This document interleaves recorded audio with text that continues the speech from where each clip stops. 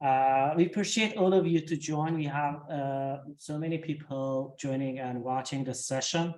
Thanks for them as well. Heatherwick Studio has been a studio workshop that is running over 2 months of education, one session per week. And it is mostly focused on designing the virtual city, a virtual environment with different blocks that each student and each group, let's say, has to work on a specific project. And just 1 second. Hi, everyone. Hi, Mariana. Hello. Happy Sunday. Hi. Happy Sunday. Thank you. Thanks for joining. Good. Oh my God, you guys are together. Nada? Yeah. You traveled for the presentation or? You muted. You're like muted and unmuted. Sorry. We live right next to each other. So. That's great. That's great. So yeah, let me just continue for 1 second. Heatherwick is a studio where it's running for over the duration of two months, and students design for different blocks. And Mariana will specifically talk about this and the brief that we had for the workshop. This workshop is one of the unique workshops that we have. Mariana is also a talented architect and designer who's also now working at Wilder Worlds, developing for their virtual worlds. And at Academy, we bring the pioneers of architecture and design to teach us about the new design tools and technologies that are emerging with our industry. And this is one of the studio workshops that is held at Academy, one of the most successful ones. We love the projects that the students generate in this project, in this studio, and also make sure to check out our other workshops that we have and upcoming workshops about AI, Midjourney AI, conceptual architecture, which is using also artificial intelligence. And also we have a membership program where we have discounts for all the workshops, and also special events held for only members that they can join for free. Thank you so much for joining. I'm just leaving the stage for Mariana, and we'll be connected with you on chat. And yeah, hope you like the session. Thank you. Thank you, Henry. Thank you. Okay. Hi, everyone. Special thank you for Lenka and Andrew for joining. It's going to be a long ride, so I hope you have a glass of wine. This is what Andrew said he would be doing. I have my glass of wine, don't worry. I have the whole bottle. So it's going to be 9 teams. So we're going to try and keep it short, at least 15 minutes per team. The projects are, I don't want to be biased, the projects are actually really good. It was definitely a step forward after our last studio. So the deeper the projects are, the longer they will take, unfortunately. But let's try and keep the 15 minutes with the presentation per team and then with jury. There's no criteria on the order apart from them being very different. So I'm not going to go from best to last and last to best, because I'm actually just going to show you a variety of projects. So there's no really an order for it. I'm going to start by briefing you very quickly what this was, what the Heatherwick Studio 2 was. And I'm going to be super quick about it because, again, we have loads of students today. So Heatherwick Studio 2.0, it's 2.0 because we had Heatherwick Studio 1.0, which is basically projects done for Web3, so for a virtual environment. They will be meeting a mix between reality and virtual reality. Exactly like Heatherwick Studio 1.0, there was developed a master plan. Usually an island really helps. The master plan is split in plots. The plots will be are split by teams, and then after that, each team develops a project, and the whole goal is to create a multi-author urban scenario that is independent and codependent in the sea. All of this is for virtual reality, and what I consider to be the most important softwares that bridge architecture to virtual reality is Maya and Unreal for gameplay, which is why we have Lenka today. Absolutely great for Maya design. She's a project leader at Zaha Hadid, and we have Andrew who's also a tutor at the PA Academy, and he's a master at Unreal Engine. He works for Heatherwick, and he's going to be commenting on your Unreal skills today. So thank you for being here, by the way. So this was the master plan. It's already in Unreal. All the students developed the 3D, and then they put it in Unreal as well. The urban typology, like I said, was split in 14 plots. They are symmetric because you never know how many teams actually made it till the end. So I made sure they were symmetric in case I had to flip them back and forth to create a good harmonic final proposal. The groups were 14 in the end. No one knows each other. They are from all over the world. They work in different time zones. They were grouped by time zone criteria and also according to their preference. The space typology that I decided was Web3, a hub for creators on Web3 companies. So this is the kind of companies that have been emerging these days that are becoming multimillionaires and extremely important companies for the digital economy. And they are building most of them, and they are looking for a space on Metaverse for their own headquarters. So the space typology is going to be something called a clubhouse. Clubhouse in IRL is usually headquarters of a company. On Metaverse, Clubhouse is actually a hub, a creator's hub. It's where people go. It's the identity of the company. It should represent the identity of the company. That's one of the base for this studio. Every time you come, you see a project, it needs to represent the icon of the company, what it represents. It needs to show a couple of showcase what they do and some of their products. It needs to have a community feel to it. And one of the most important things for MetaFluid 2.0 since the beginning, and this was something we learned from MetaFluid 1.0, is the introduction of sound. So sound is going to be extremely important for the immersive experience in virtual reality. This is what I concluded from last studio. So this studio is going to be extremely about sounds, immersive experience, and tectonics. So a little bit less metallic, a little bit less fake, and touching a little bit on what we know as architects, that is material.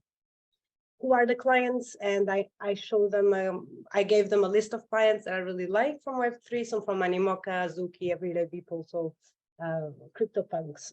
All of these are Web3 companies that are thriving these days and making loads of money, and they're extremely important in the market. And each team decided for one client and created a clubhouse for these clients. They basically had 2 months. They learned Maya from scratch. They learned Unreal from scratch. And in 2 months, they had project review and they finalized the project. Unfortunately, each file had 45 gigabytes and 25 gigabytes. So it's kind of a slow process for me to put everything together. I have 8 projects right now. I'm missing another 8. But I'm hoping that by the end of the presentation, I can have all of them on site. So let's go one by one, team by team, and hopefully this week I'll have all of them sharing the same urban scenario. And that was that. So let's start with group number 1, Jeremiah. So Jeremiah has learning disability. He doesn't hear, so he has an interpreter today. Usually we contact by typing. This is how we do review. So this is one of the reasons why the sound is not going to be included in his projects, but he's a really good designer and he designs really well in Maya. So let's start with Jeremiah.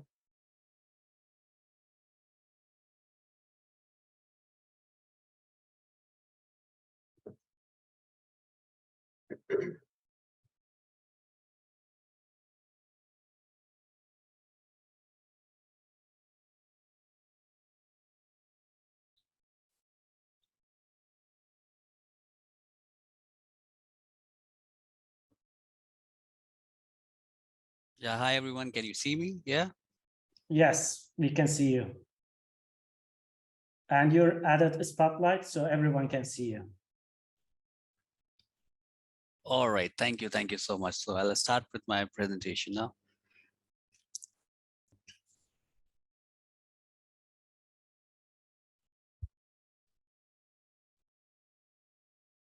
Great.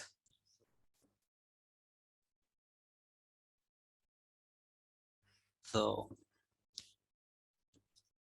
just a moment, I'll let the interpreter have him on full screen. Give me a moment.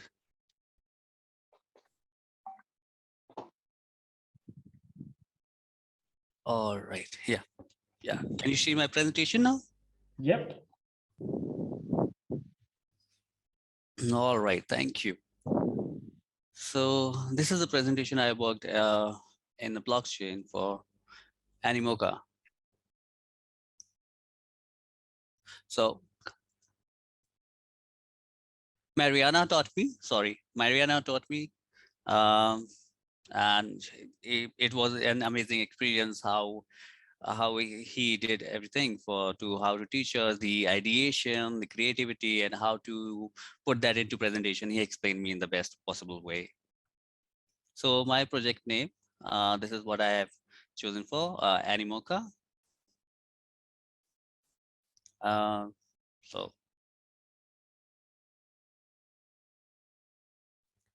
So as in the main metaverse, this is so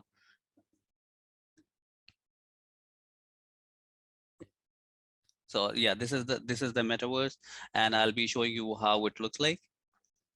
And the name is Animoca. Rave is the name of the token which I have kept, and it's a blockchain technology, a kind of NFT which I have chosen as Animoca, which is the best for like a tribe. Uh, eh,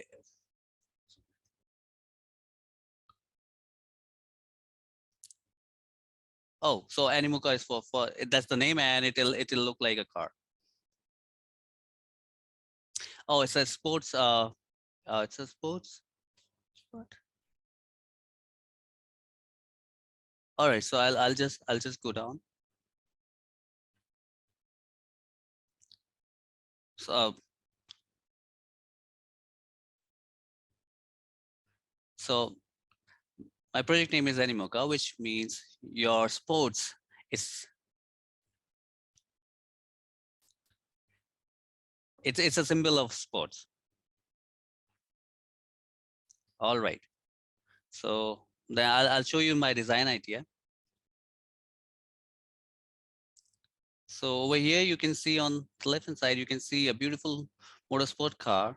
And on the other side, it's a fish. So it is based on the architecture is designed on the basis of the motorsport and the fish uh, with the water around the fish, which matches it. So it's a fusion shape because of the weather, and so that it can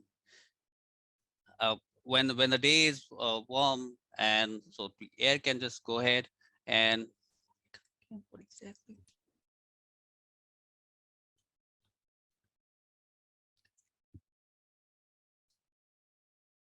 So depending upon the weather and so the land and the sea, because the air moves from land to sea and sea to land. So it's in the same way, it's a balance between a motor car and a fish, and this is how the design architecture comes in. So you can see it looks like a mix of fusion of a fish and a sports car. Moving forward, this is how it looks from inside. It's all glass, and it's a symbol of fish as well. And you can see the two fins. The architecture is designed in such a way that it looks like a sports car and the fish. That's a bird eye view which you can see from the top. This is how it will look like. The architecture will look like when you see it from the top. And it looks like a skin, like it has scales like the fin. The fish has it. So you can see the same kind of shape.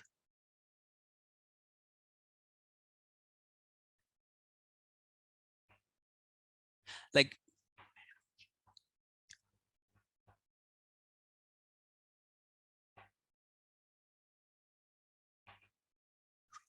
it's in triangle shape. The shape is in triangle, but it's flat.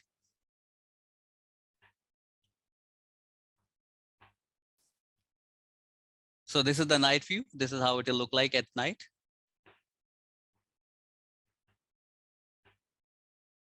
And now this is the video how you can see and enjoy. I'll just show you.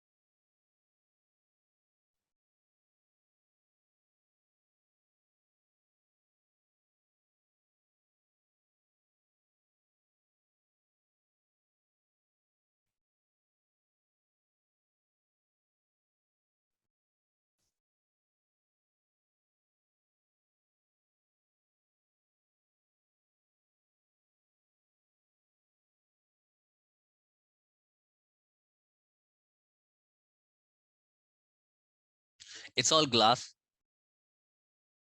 The flooring is all glass.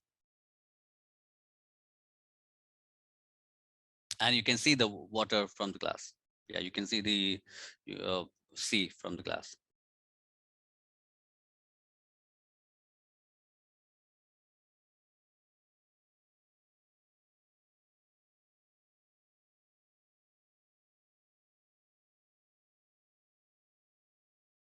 This is the top view. It's the first deck.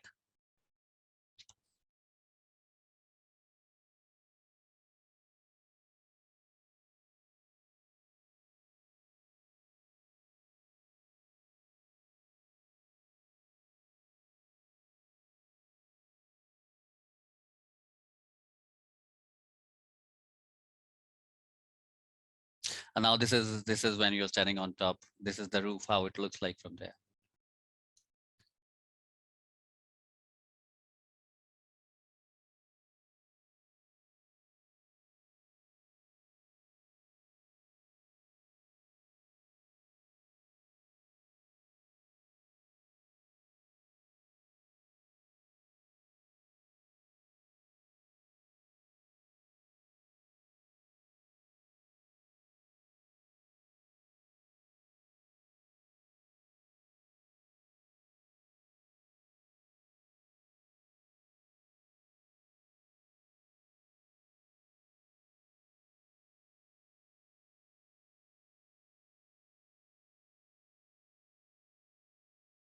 And this is the tip which you can see. And you can see the sea from there.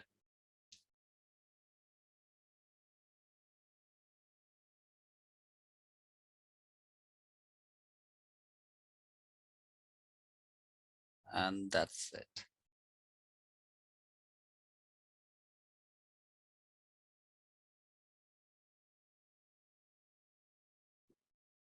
Awesome. Thank you so much.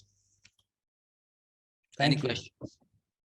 And how do you feel, whether it is good, it is, what's your perspective about how it was? Maybe I'll start. Thank you, Jeremiah. It's always, I really like whenever you join the studio. I think you do a lot of progress every time you join my studios, and especially design wise. And it was the first time you opened Unreal, and that was extremely impressive to see that you achieved this in the last week.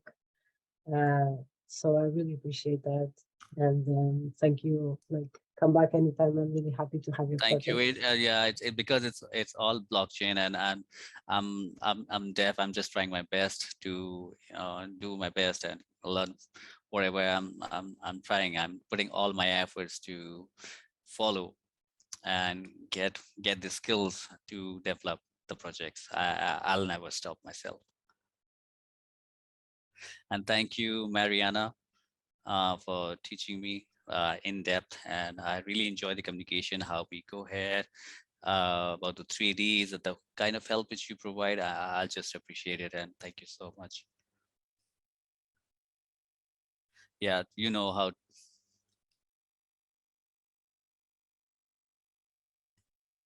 And Hamid, yeah, Hamid as well. Thank you so much for the help. I really appreciate it. And everyone, thank you so much. That's it. Thanks. Thanks, Jeremy. Hello, do I just speak and are you going to translate? Okay, great. I just want to say congratulations, really nice work. That's very impressive to do, to pull that all together and to even have sometimes the computer to be able to handle that level of geometry and whatnot. Andrew, yeah. sorry to interrupt. It seems your microphone is coming from a laptop, not the headphone. Just wanted to check.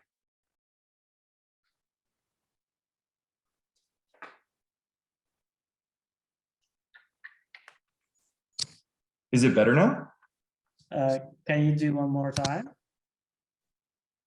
Yeah, is it working better now? Yes, better. Okay, sorry. Because previously it was echoing, so thank you. No, my bad. Yeah, congratulations first off. Impressive to be able to assemble that all sometimes in your computer, and also to take on two softwares and go all the way with them without having used them before. I just had one question. So do you imagine this space as sort of a gathering space for employees of the company, or is it a space for the public to interface with that company? Is it more of like a showcase of what Rev, I guess, will what they do, I guess, in blockchain or the metaverse?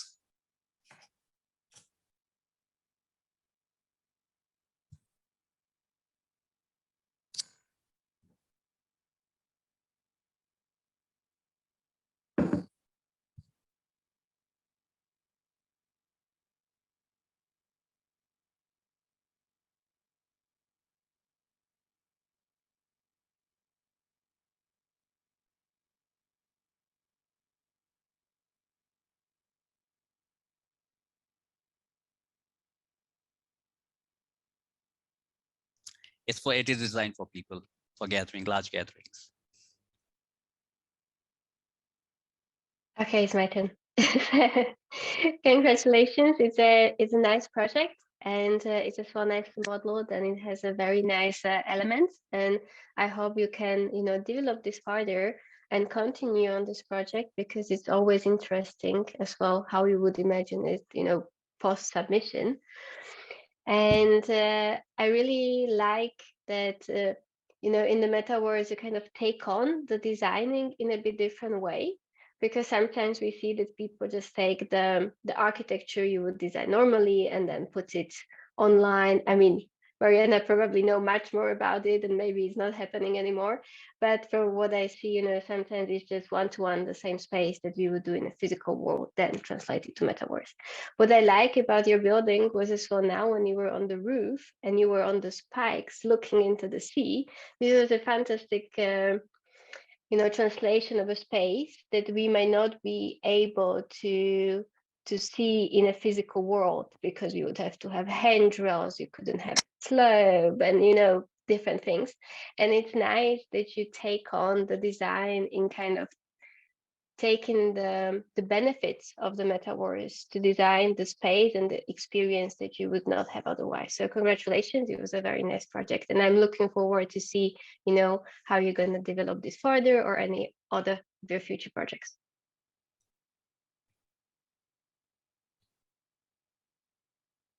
Surely, thank you so much. Thank you, Jeremiah. Okay, let's jump into our next group, which is group 6. All right. Let's go, guys. Yep, great. Hello, we are here. Yes, just adding you spotlights. Sorry. Yeah, okay, cool. Who's starting? Or Vanessa? Nice. Vanessa, can you please just go to the full screen mode? Yeah, please, everyone, please use the full screen. Yeah, so just before she switches to the full screen mode, I would just like to introduce ourselves. I'm Krish Rathod, I'm from India.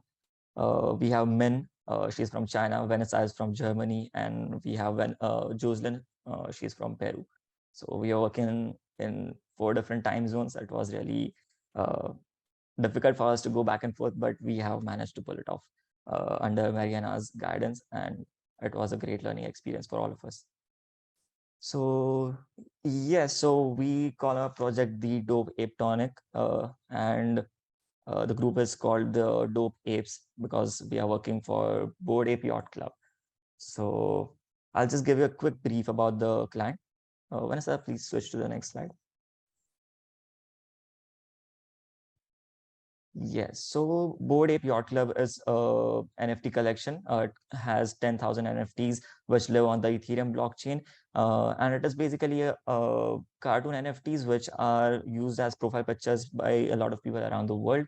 The founders are Yuga Labs, and the project was launched in April 2021.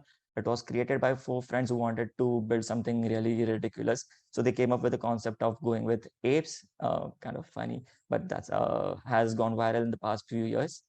And just a quick brief about what the client does. It is more than an NFT collection. It is a social community which holds a lot of get-togethers all around the world in different parts of the world. It also has an ape festival where we have live performances from world-class celebrities like Eminem and Snoop Dogg. And lately, they have also launched their Ape Coin, which is a cryptocurrency. And they are also planning to come out with a metaverse, which is called Other Side, where ApeCoin will be used as the currency in their ecosystem. Now, just going to the project that we worked on, I'll just start off with the concept and the design process that we followed. Since we are working for Bored Ape, the Yacht Club, we wanted to go with the concept of a yacht which is stranded on an island which we are working. And then we had decided to, kind of create a concert space. It was more like get together space for the social community of Bored Ape. So we wanted to hold a concert space, which would have been the focal point of the space. And we defined the concert space by adding sounds, light, and a water body. And then we realized all the elements that defines the concert space are in form of wave. So we combined all the waves and we came up with the concept of musical waves.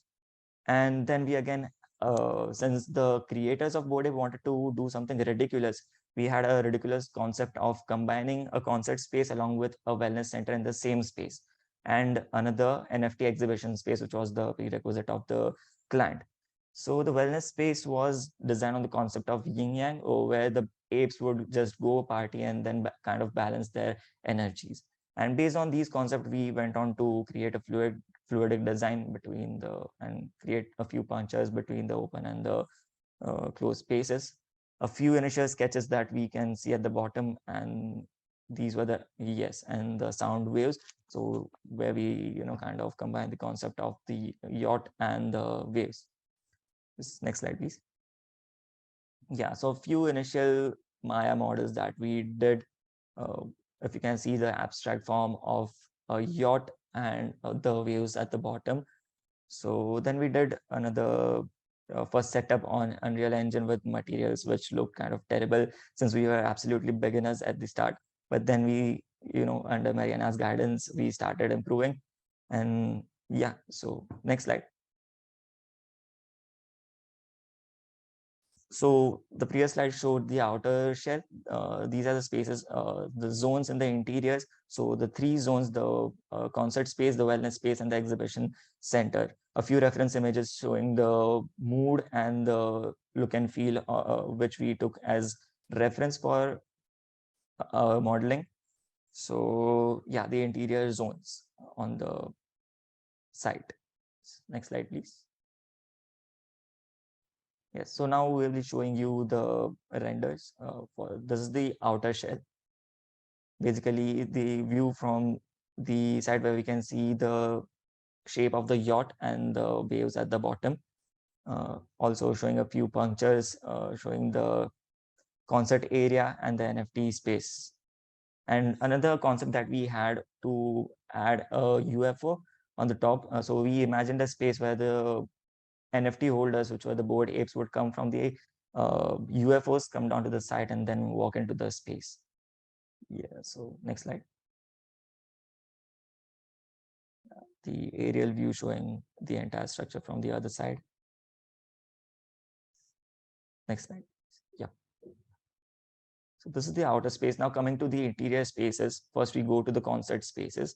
So the concert space has a central hologram, which gives the identification of Bored Ape. It is a Bored Ape hologram.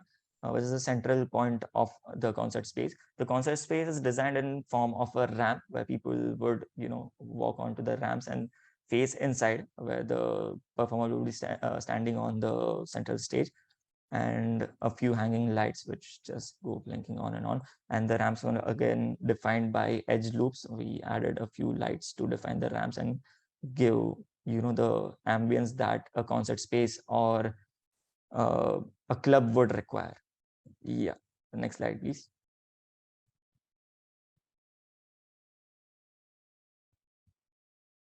Yeah, so another view from the bottom, or maybe from the stage. Yes, the view that the performer would have. Then a view from the ramps, showing the NFT. Yes, next slide, please. Yes, now coming to the wellness area. The wellness area, the ramp goes up to the wellness area. And so the ridiculous concept comes in here. This is basically the Zen wellness area, which is designed on the concept of yin yang, the Chinese concept. And we had a central water body and a central sphere which emits light, so people could look at it and just sit and have some peace. Yes, so next slide. And again, we have focused in the Zen area, we have kind of given some earthy materials with some soil and a rough texture, coming in contrast with the modern or the kind of abstract materials that we used in the concert space, with some trees and plants coming in. The roof is also created in a dark material to give a bit of depth to the and calmness to the place. The water body is also defined by a few lights. Yes, also the effect gives, the lights give the effect of fireflies in spaces. Now coming to, yes, so you can go to the next slide.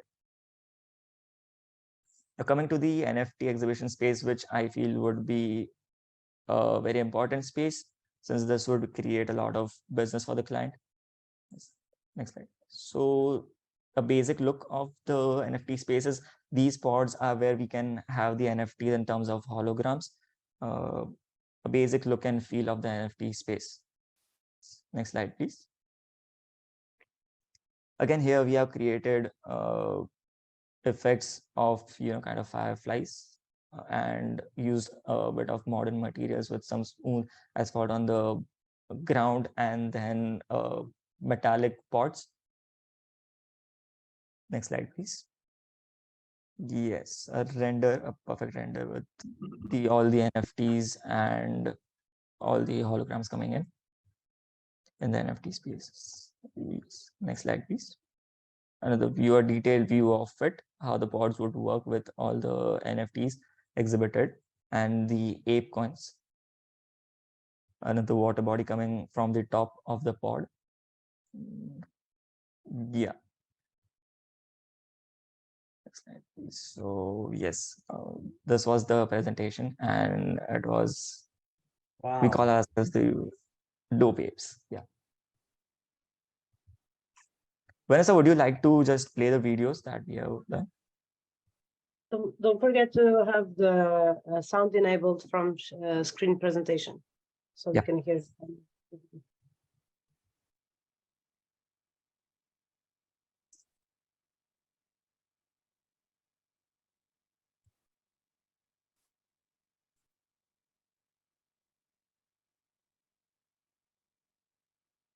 Vanessa, we only see your PowerPoint.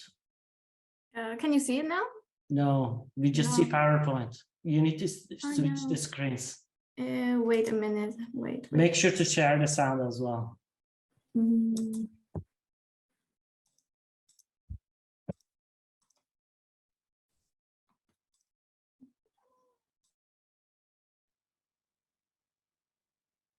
I'm curious to what Bored Ape Yacht Club world sounds like. Let's find out.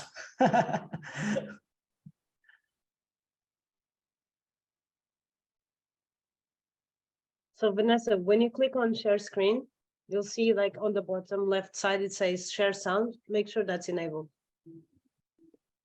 That's like a normal mistake if it means.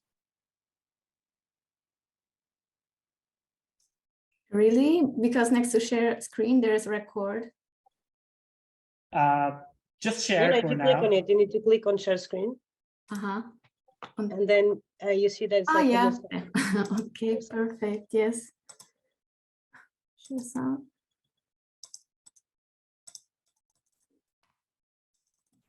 But I can take it. You I can't can do what? the tick. Yeah, ticket. No, it's not working. Your panels, you should be able to just share your screen. Let's test it out. Oh, I think it's the way you set up the meeting, No, it should be able. because I can't as well. Give me 1 second.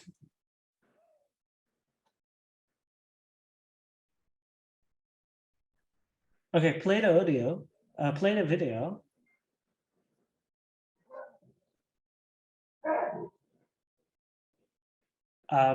We just see your browser. We don't see the video. Oh. Okay, sorry. Share your Yeah. entire screen, please. My mistake, sorry. Okay. We see some, we hear some audio, but Yeah, I think there's the audio. Okay, wait, again. just share your entire screen. Oh my.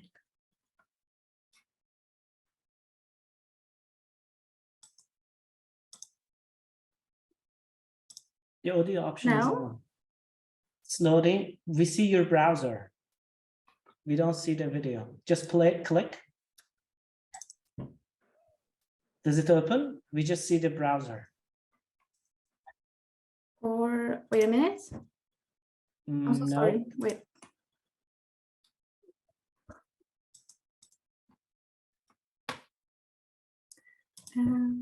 So when you screen share, just choose the first window. It will share your entire screen, not just the browser. Okay.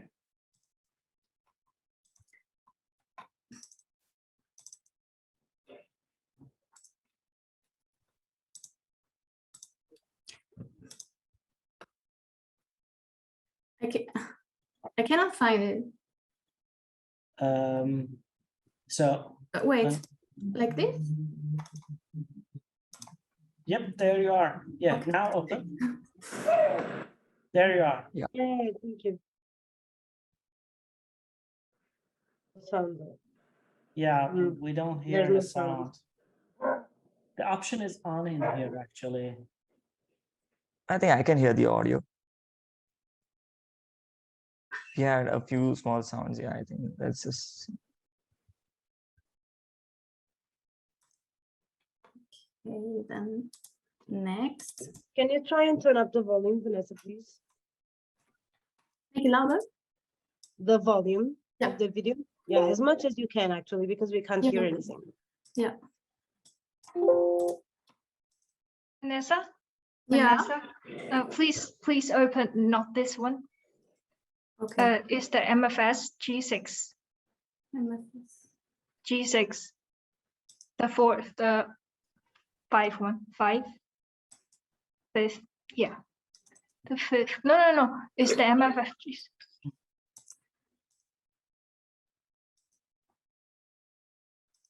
The short one? No, this one. Yeah.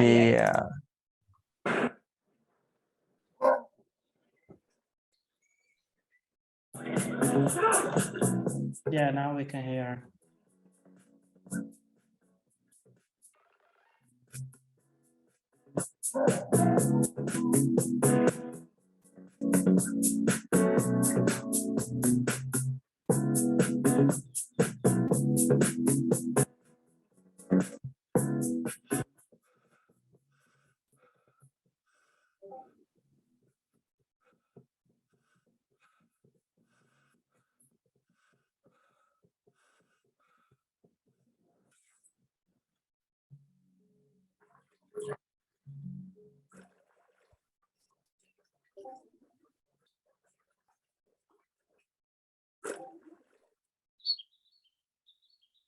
You really cannot get the sound.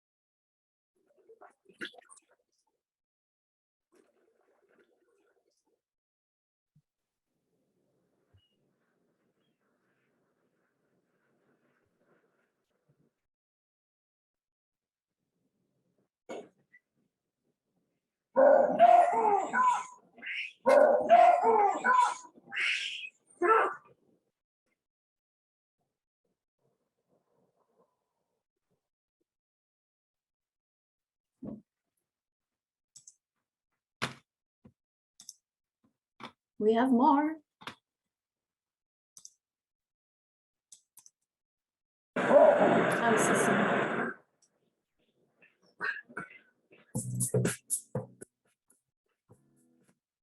So, okay, let's move on to the commentary. This is the short version. Yes. Yeah, Really this is the cool, short. by the way. It's a shame that we don't get the sound, because the coolest part about this project is this shock between being on a concert and then moving to a wellness space, which is kind of funny. Not very far from some of the places I've been partying. So you're just partying and then all of a sudden you move to a very chill, very nature-based space, and the sound makes kind of that effect. But it was one of the best projects we've had, like extremely well balanced, well designed, good environment. So congratulations for the team. Thank you so I did much. manage to hear some of the sounds, which was nice. I love the contrast of the monkey sounds in one space, and then you move and you have all sort of like birds and whatnot. It was quite nice. And congratulations, like, I mean, really nice Unreal space, and the video sort of brings it all together. It's so hard to view it in images and understand what you're going for. But yeah, bringing it into Unreal was amazing. One question I had was, you were talking about sort of this crazy concept you had of blending sort of the wellness space with a conference space. And then I felt like in the end, it was kind of a very traditional segregation of them. You went up the ramp and you were either in one space or the other. And then you also have the NFT gallery, and they're all very traditionally laid apart and separate. So I'm wondering if sort of using like the dynamic capabilities of Unreal, you could have somehow integrated more holistically. For example, Yeah, so the audio you segregated quite interestingly. So I'm wondering if you could have done that more spatially as well. yeah, so another idea that we had, like, we were just, kind of going with the avatar. We wanted to change the avatar when it moves from the ramp, and as it goes up and switches to the meditation space, the avatar would change. But like, kind of, we fell short on time. Not an excuse, but I mean, we wanted to do that, but yeah, agree on your comments. Because you can imagine a space that's morphing, and so it can morph between a conference center into a wellness space, or you can use like the beautifulness of Unreal is that your space doesn't have to be static. You can teleport, or the walls can morph and change, and you can sort of spatially change space, which you can't do in the physical world. So it's one of the sort of the beautiful things about designing in the metaverse. Definitely. Thank you. I have somehow a comment, let's say, continuing on that. I like the project a lot. It's really nice. And I believe if we would hear the music, maybe there would be, for me, a little bit different experience from the meditation space, or like the relaxation space. But I kind of miss that you made the relaxation space just looking like a physical nature. Like you just put there plants and fireflies and lakes, and it was supposed to look like the spa we go here. But what is it in metaverse? Because there it should be something, much different, and maybe with the sound, maybe with the morphing, or maybe with some clouds you are in, or vapor, or something what is much more imaginative and it would create even more interesting meditation space, because for me, just to go to a kind of nature that I could just close the metaverse and go out, it's not for me so attractive. So Right. there was somehow maybe just think about how to explore that a little bit more. What should the meditation mean in the digital space, and how should that inform your mood, game, or architecture? But otherwise, it had a really nice idea, and I really enjoyed the exhibition space. And there where you had the water kind of coming in and the NFTs, and you can go around them. It was very nicely done as an experience. Thank you. Thank you so much. Thank you. It was a pleasure working with the team. Thank you everyone from my team. Thank you, Mariana. Thank you, Hamid. Thank you so much. Thank you, Tim. Thank you so much. I just Yeah. have one final comment as well, that it would be really, so Bored Ape Yacht Club, I feel like they've developed their own artistic style as well that sort of represents what it is. So I'd be interested, because also in Unreal, you can create like cell shaders and you can do a lot of visual effects that will change the gameplay. So it'd be interesting to also explore within that to either create something that might resemble more the Bored Ape Yacht Club style. That would be cool to explore as well. Sure. Thank you so much for your comments. Thank you so much. Actually, it was almost like a direction that I gave them not to follow the Bored Ape style. Because I hate no, but it was more like, let's refine this style to a more architectural one. But yeah, it's a good comment. Group Thank you three. so much. Let's Yep. go. Leah, Ximena, and Giovanna. You guys here? Yes, hello. Hello. Hello. Thank you. Group 3 is just Leah and me. Okay. Yes, let me share my screen.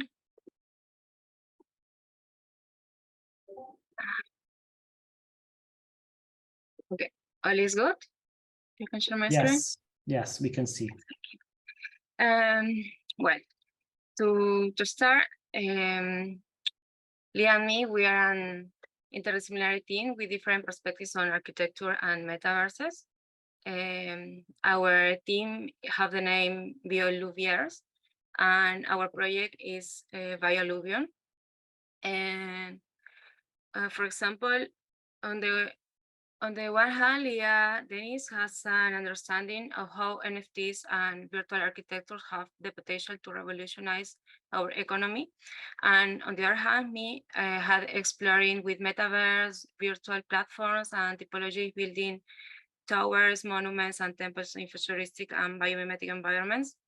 So in these projects, we ask ourselves questions that lead us to work on a narrative that flows with the identity of Illuvion, but also allow users to have a sensory and formal architectural experience. Initially, oh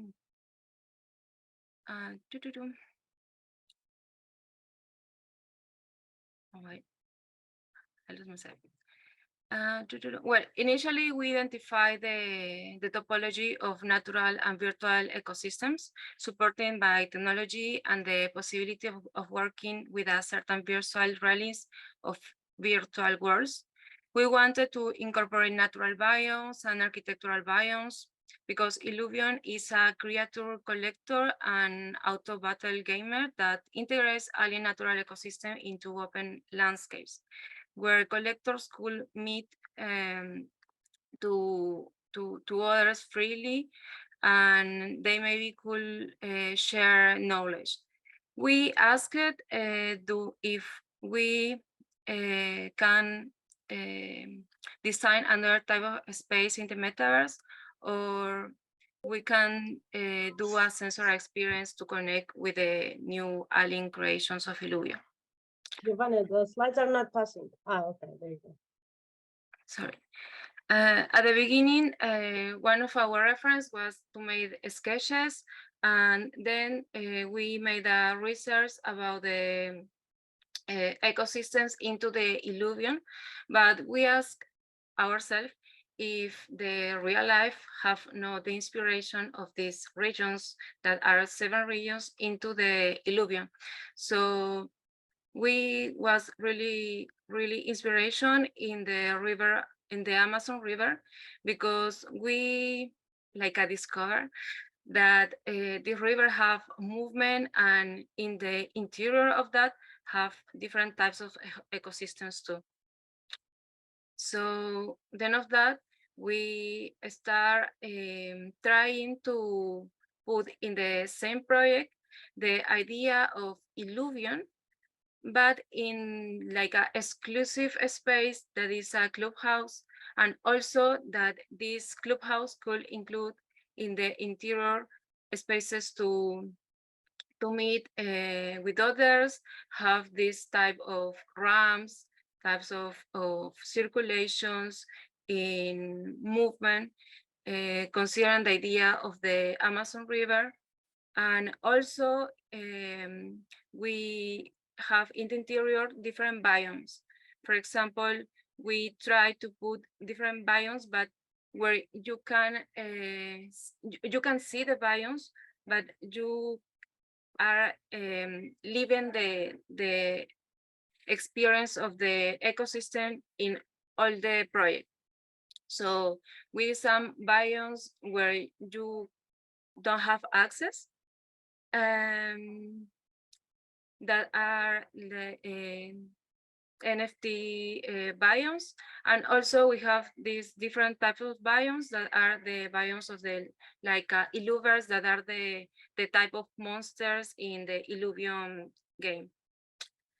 And we use in the interiors different idea of rocks that there are in our natural world, but trying to imagine a new version of that. So we was really inspiring in the purple color, because for us in the personal life have a hard significance, but also we recognize that the purple or the violet is the color that is like the principal color for illuvium. So we was really connect with the design with this project, because we have personal connections in the design. And the different biomes have in the interior different types of monsters of nature that we create with Maya. So for the interior project, we use only Maya and Unreal Engine to make the project. And finally, but not the less important, is that the project or the conceptual project is that we use this type of mesh that is the conceptual of a dam that we try to connect with a circulation in the interior, where you and it's a unique circulation that connect all the different biomes and the different NFTs in the interior of the project.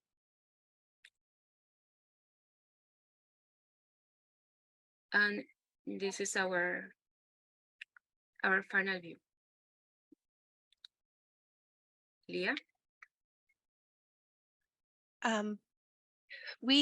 I did the some contributions in Unreal, and it was a unique experience to try to bring in some of the different biomes and the different natural elements and incorporate them into one plot that still gave the feel of alluvium while exploring all the different sides, such as land, the different illuminaries, the animals, and also bringing in the identity within Unreal.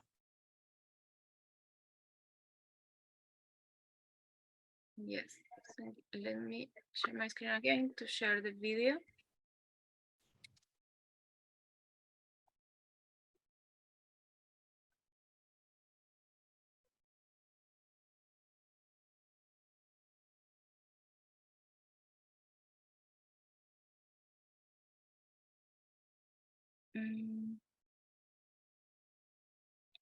I have not the option to share sound.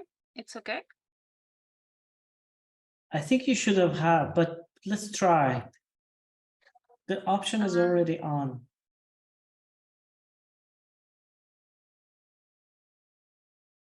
Mm.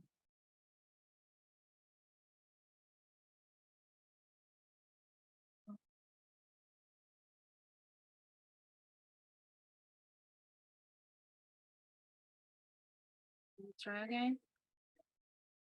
No, I have not the option.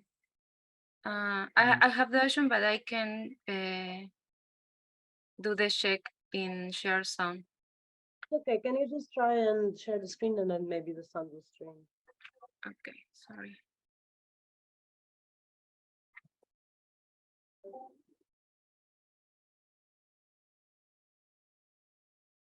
I don't think it's streaming. Yeah, we don't hear.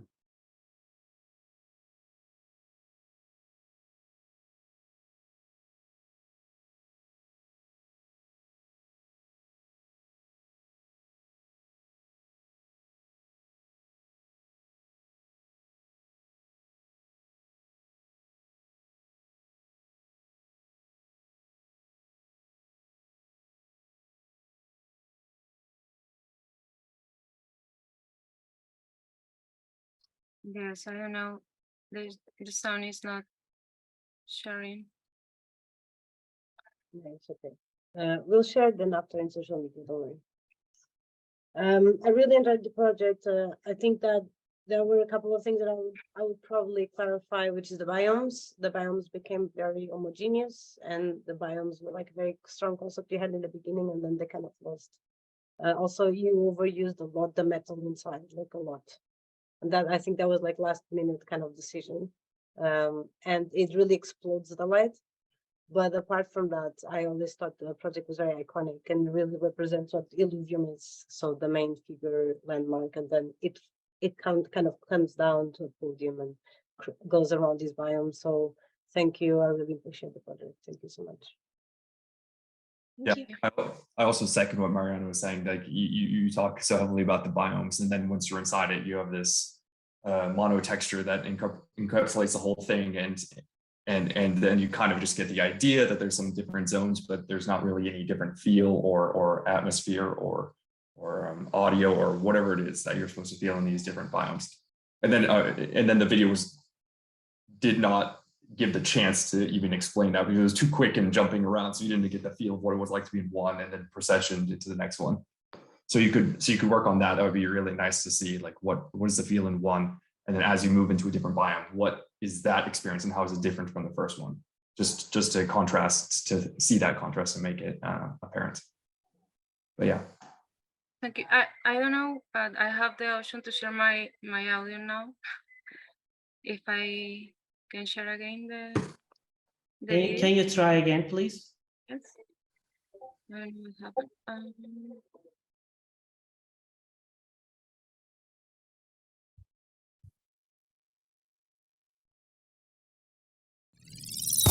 There it is. There it is.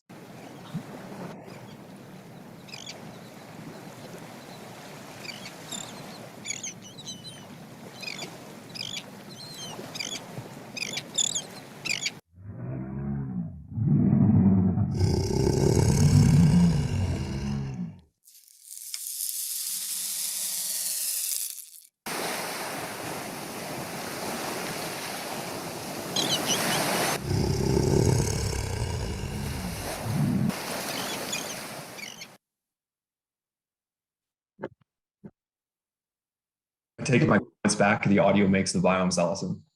Hey, thank you. I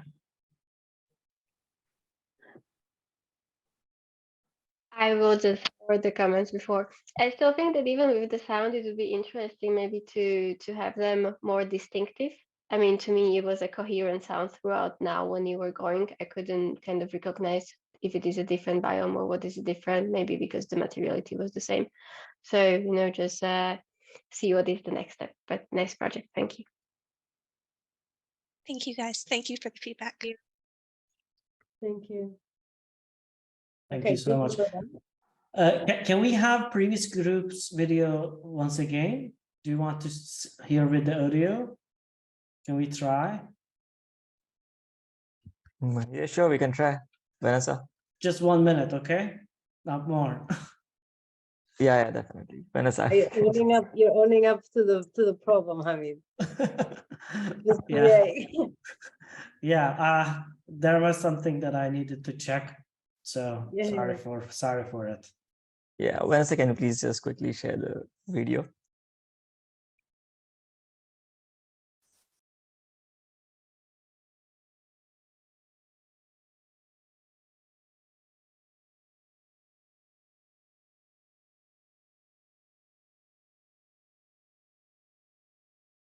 We don't hear.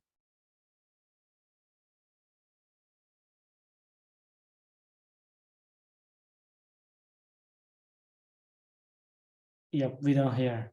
Can you hear? No. No. It's a shame because this one was really about sound. Yeah. But wait, I was Vanessa- muted. I was muted maybe because of that. Yeah, just go on. Again. Yes, now please go to the beginning.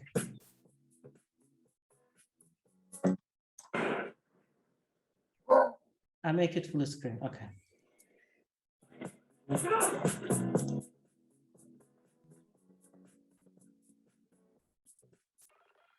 Recording in progress.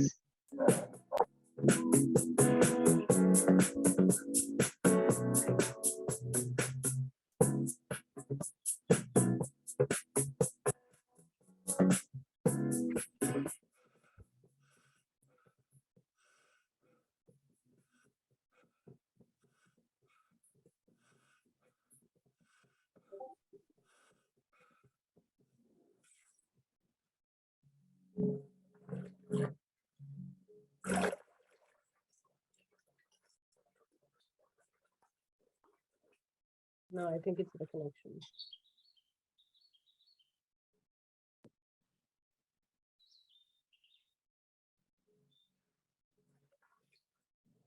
I really like these particles, by the way.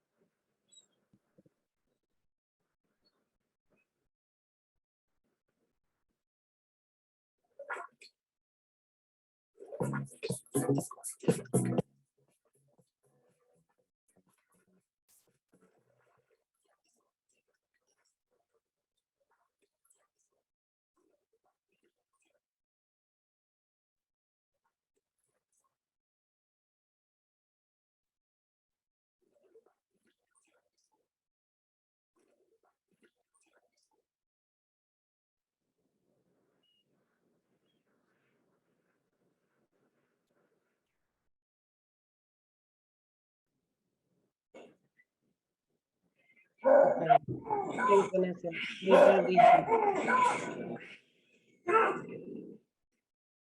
It's a really cool project, by the way, very cinematic.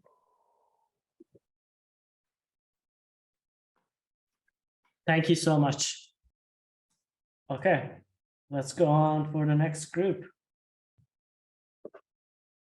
Group one. Yes, we're here.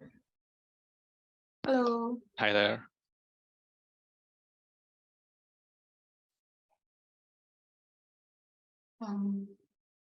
Should I start? Yes.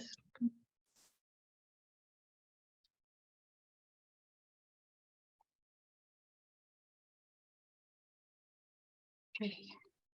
Okay. Can you make it? Okay. So hello everyone. I'm Salma Ghanem. I'm from Egypt. My team is Diksha. She's Indian based in London, and Matt from Slovakia. Our project, we're representing Illuvium also, and we called it the Ethereal. Okay, so it's an Illuvium headquarter. Illuvium is a leading Web3 company.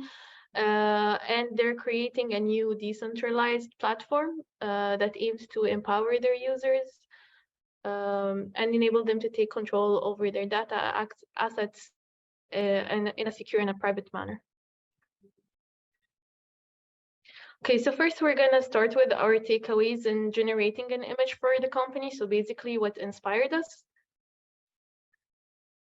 So first of all, it was the story of Illuvium and how their concept is that like the entire thing started from a spaceship crash.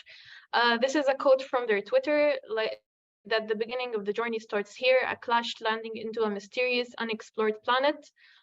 So are you ready to start your adventure? So that inspired us a lot to start like kind of an adventure experience in our project. Second, it was like the most obvious thing, the power of the obelisk. This is another quote from their Twitter.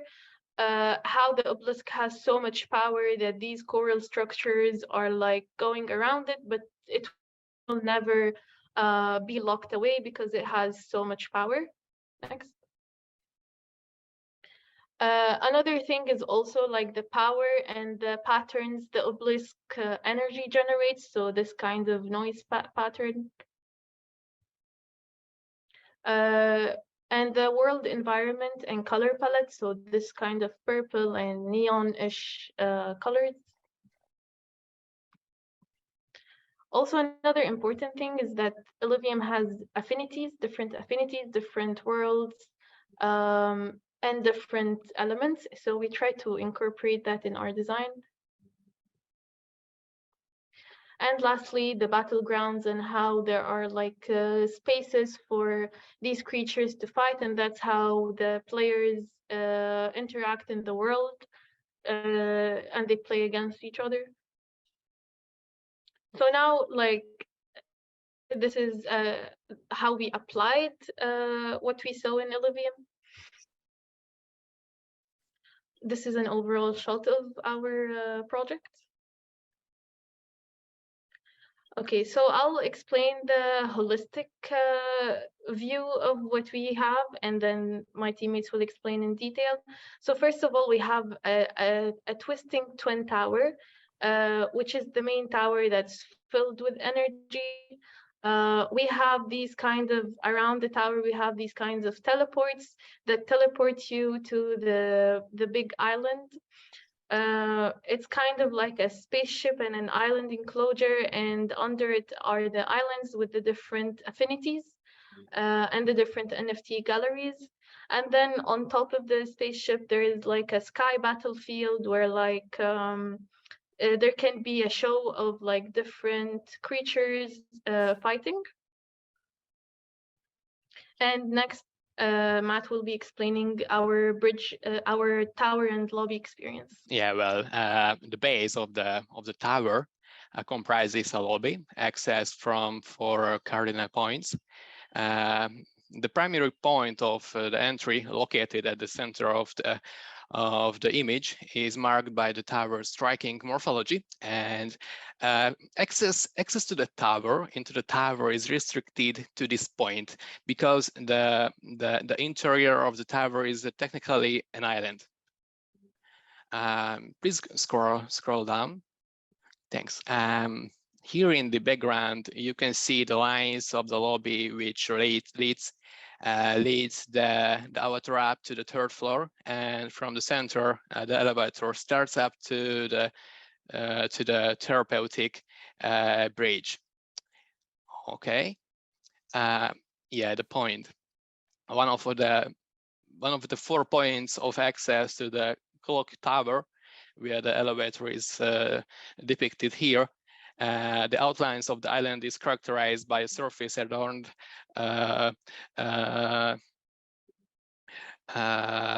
here around this island. The outline of the island is characterized by a surface with the plants and bringing users closer to the natural realm. Okay, next slide, please. As one progresses up to the ramp, to the upper floor, we can just observe animated wall surfaces inspired by the noise energy pattern from the center of the Illuvium obelisk. And we were just trying similar visual elements here as well, as you can see on the screen. Yes, here you can also see that pattern in the background and the similar surfaces. We were trying to keep the very similar color pattern like Illuvium. Okay, the next slide. Yeah, that's the bridge, the therapeutic bridge.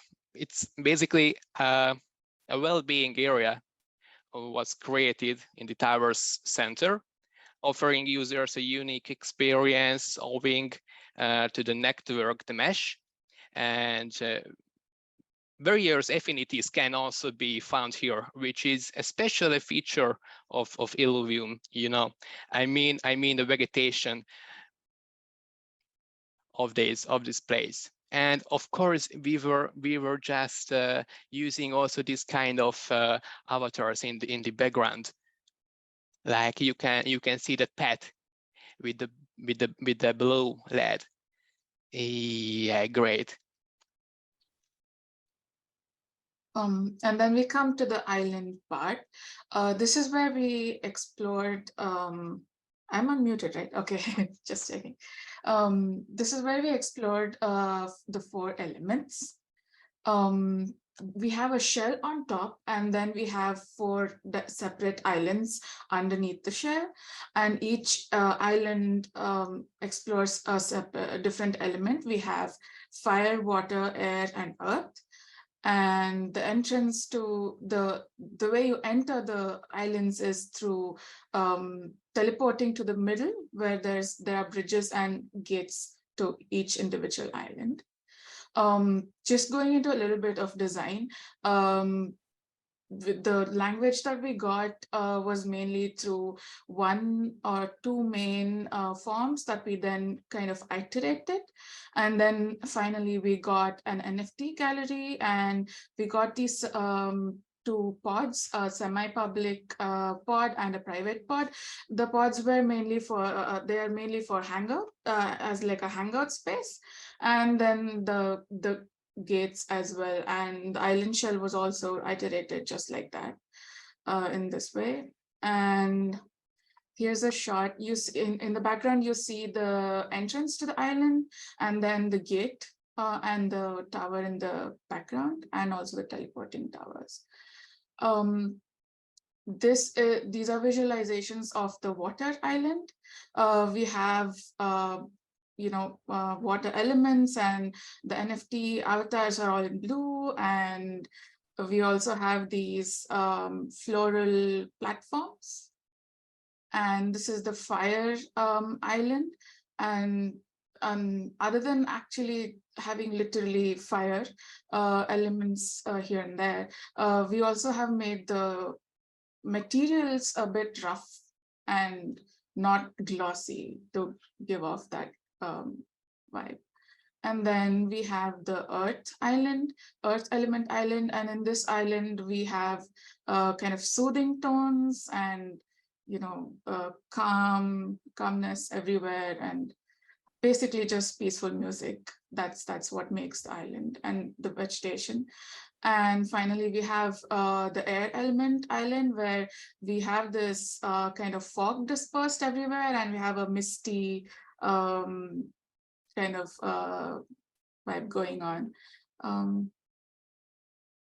And then this is a view from one of the pathways that goes and interweaves through the shell.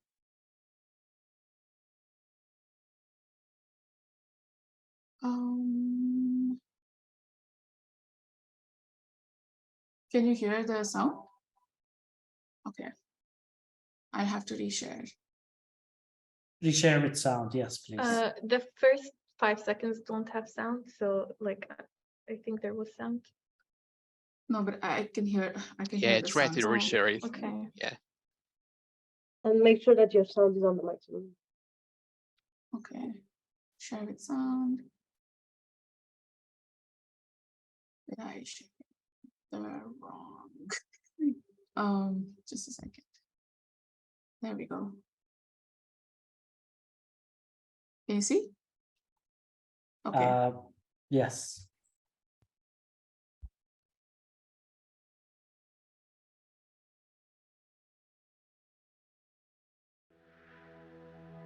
Cool.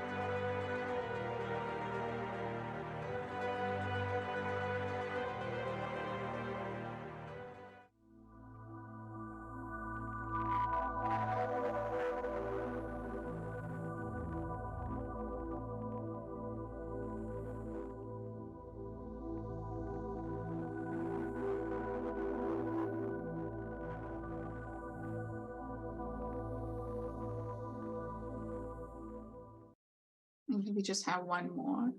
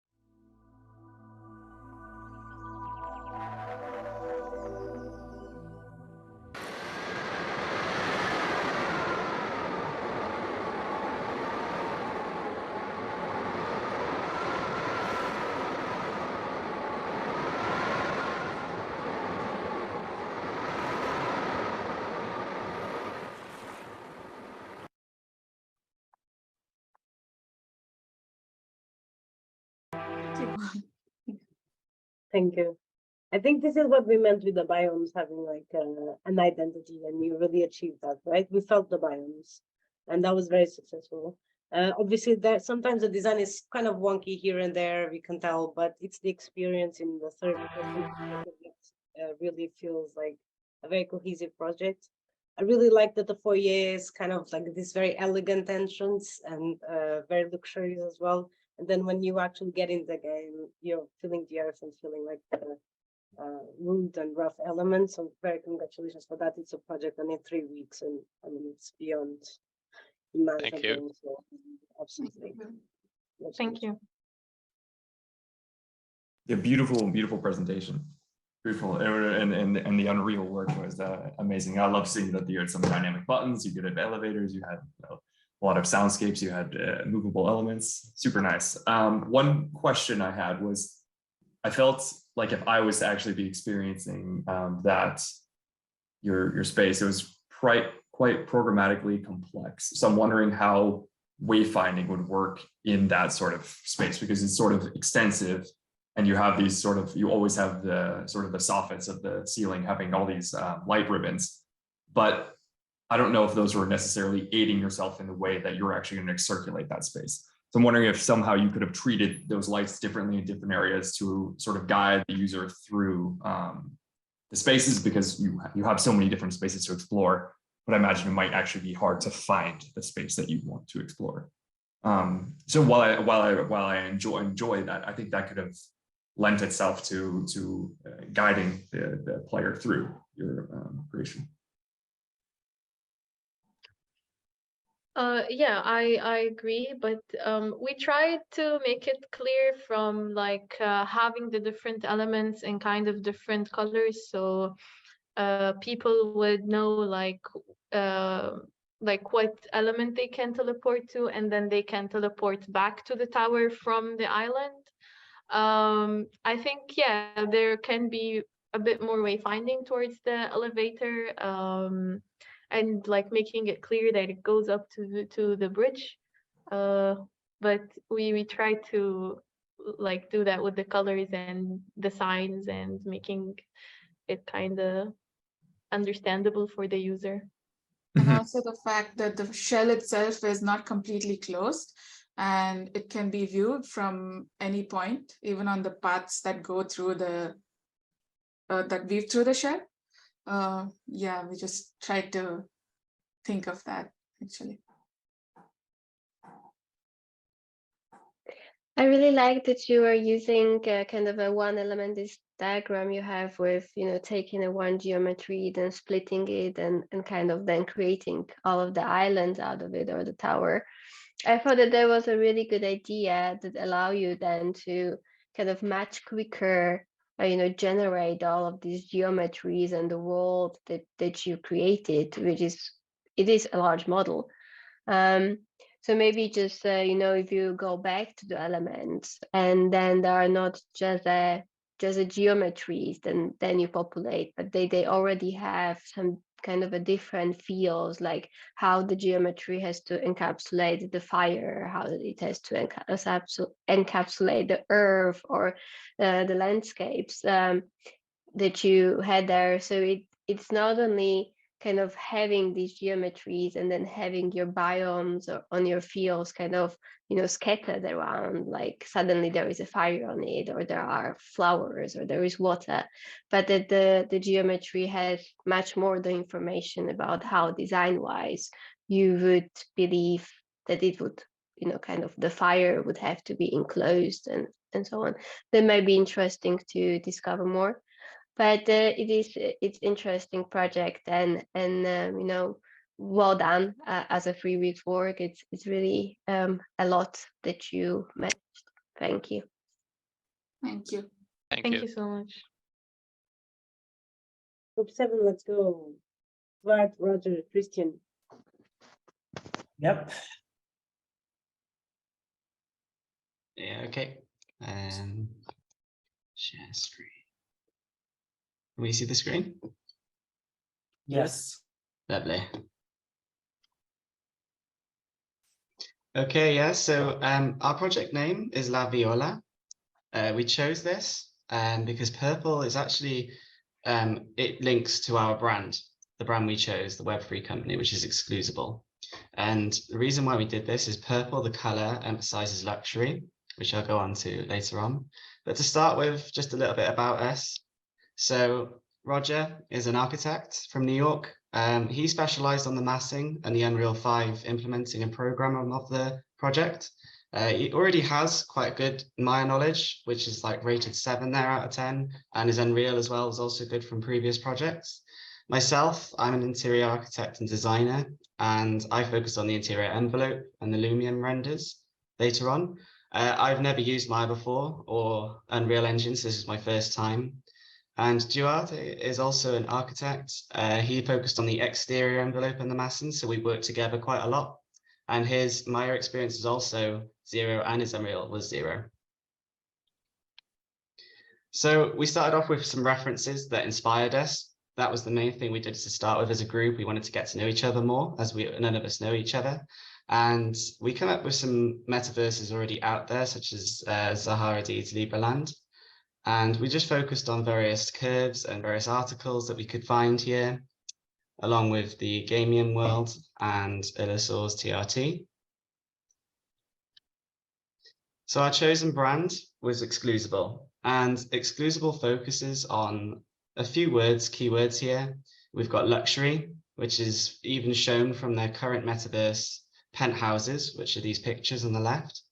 They focus on opportunity. So for example, we already know Ferrari is such an established brand, but now they're pushing this towards the metaverse with their ideas here, and Alpine as well. It's unique, so which is great for fashion. So fashion is a big thing to Exclusable, and it allows the creators to identify themselves in a unique way to differentiate from other people. And exposure. So Frederic Constant Geneva is a watch brand, a very luxury watch brand, but they're not as big as the big ones such as Rolex and Patek Philippe and other companies such as them. So it exposes their brand, which is very important to this, why we chose this Web3 company. So we had some initial ideas here, and the initial ideas which Roger came up with, and I'll let him explain from now on. So Roger, do you want to take on here? Yeah, no problem. Hello, my name is Roger.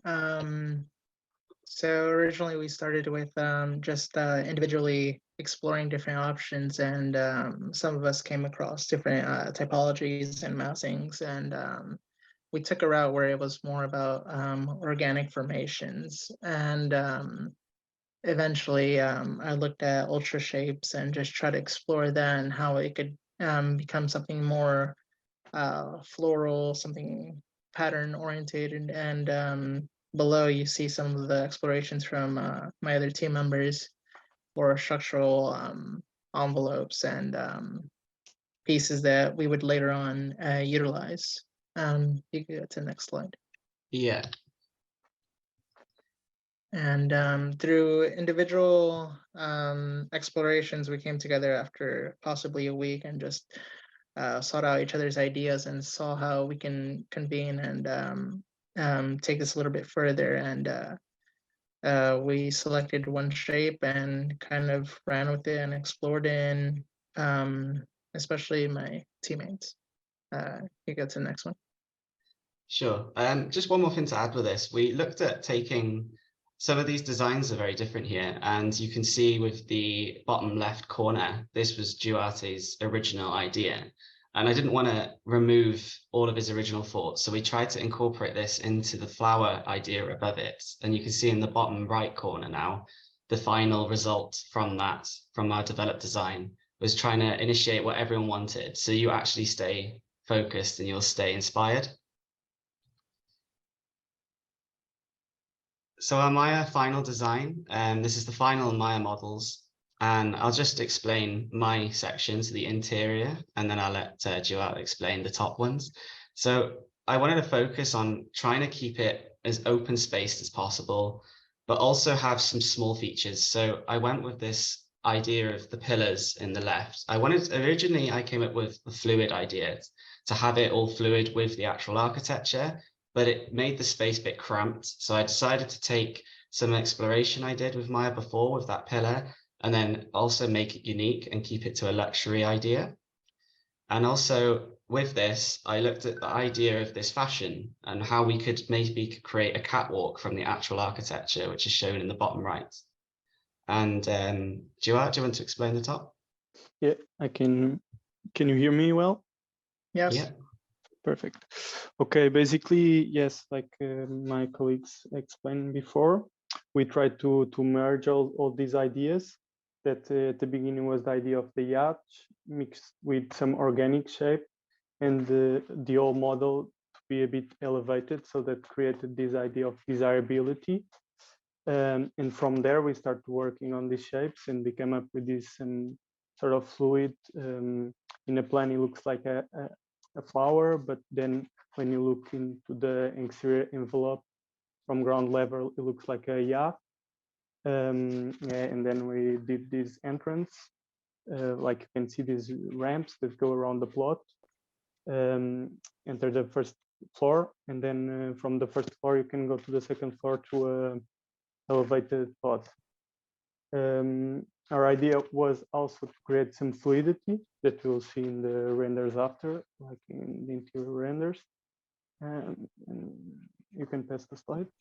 Yeah, just to reiterate the yacht idea, we wanted to make it look like it was parked in the plot. So this is like a super yacht style design that we went for, which looks nice as well with the master plan. In the top left, you can see all the boats all parked up, and it just looks like almost like a Monaco Bay or Singapore or something, where you've got all these super yachts all parked up, and it blended well with the master plan. So Roger took a focus on the Unreal, and also with this, we always zoomed so he could explain everything to us. So it wasn't just sort of individual, you do this, you do that, because obviously me and Duarte don't have any experience of it. So it was great to follow along and also try and implement things at the same time. So Roger, do you want to explain the Unreal development? Yeah, so I don't think we've explained the title so far. So La Viola has 3 different meanings to us. In Italian, it means purple and violet. It's also an instrument, which is in the violin family. And through some of these spaces, we try to see it more as an orchestrated piece that allows people to convene together and just gather and appreciate either the space or just the company of each other. And through the expressions with viola, it's also a flower.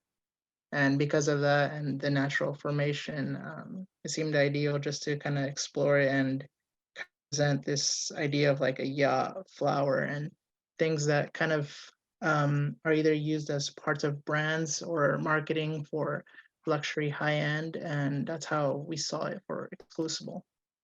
And through the journey, we try to see how we can incorporate these emphasis on these 3 different approaches and possibly more through the exploration.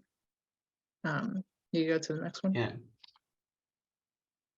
Yeah, so these renders, these were taken with Unreal, and this is just exposing the exterior shot which Duarte created. And this was the pathways which he was explaining earlier, along with we added this special water effect material, which Roger used in Unreal. I'm not sure if you can quite see where it'll be, but just where the flowers are on the left, you can see this sort of wavy looking plane. That's actually water. You'll see in the video later. And yeah, this idea was to make sure that it was actually like something unique, different. And this render as well, we wanted to make sure that as it was a yacht, you also want to try and expose the outside and the inside together. So this is why I wanted to keep the interior as plain and simple as I could, so that you actually have all these views and all the lights can penetrate in, and also give an emphasis on the color violet, which we chose inside.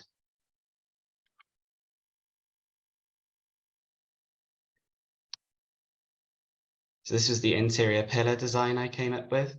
And what's nice about this shot, and I've also done a Lumion one after to give you a more high definition look of this, was that the tree above, this is a glass material in between. So this pillar actually has the tree going inside it, so that the tree goes from ground floor to first floor. And it's just a nice little fluid transition across, along with the lighting effect around. This is the Lumion picture I chose, just to give a bit more high definition emphasis on what this actually looks like. So you can see the glass a lot clearer here.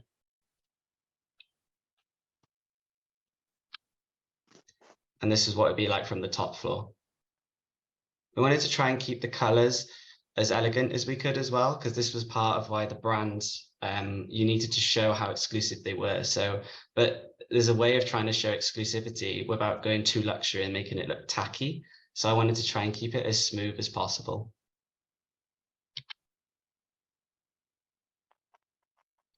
And Roger added these holograms in. I'll let you explain about that. Yeah, so going back to the original project name La Viola and about how I emphasized La Viola being an instrument, I will see these ballerina is almost part of this orchestra within this structure, and it would be in set pieces along with the floral arrangements and also the pillars right there, kind of being a reflection of what can be given on the interior can also be given in the exterior in a natural shape and also in a solid way within its structure confines. And there's a reason the setting is also this tone, because since it's yacht, I was thinking it's not a sunset, it's a sunrise, because when you go fishing, you try to go as early as possible, and you try to go get the early bird gets the worm, of course. And these reflections kind of just divulge that fact of just kind of being there in that moment, that experience, and just waiting to capture it. Yeah, I'll also add here that we wanted to keep this idea of the cars and the watches and the fashion.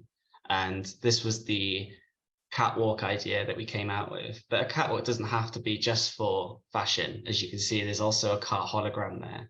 And I did read someone in the chat earlier said about VR. For virtual reality, if you were to have this in VR, you could have this hologram of the car and walk around it and see the whole space itself. And this was important with having this catwalk idea with the exclusable logo above. And going back to the lighting also mimics like the ripples within the water. Goes, but it's also part of the building. So you also have the exterior coming on the interior within the environment. Yes. We also have a video we'll just show you after this, but this was the last shot that we took. And the idea of this was rendered in Lumium as well, was I wanted to make it look like, as it was a yacht, it's also sailing off into the sunset or sunrise. And it just makes it more unique, just to add a bit more clarity to it as well. And you can see the water level on the exterior of the first floor as well. So I'll just find the video for you.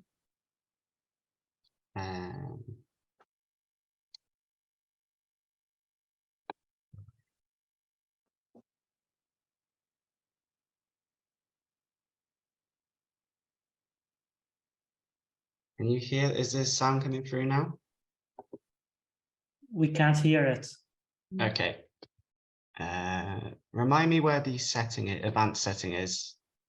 Just stop screen sharing and share it again. And in the setting, you will see the share with screen share, share the audio as well. Ah, I found it. Thank you. Cool. Okay. Does the sound work? Yes, cool. Lovely. I'll just play it from the beginning.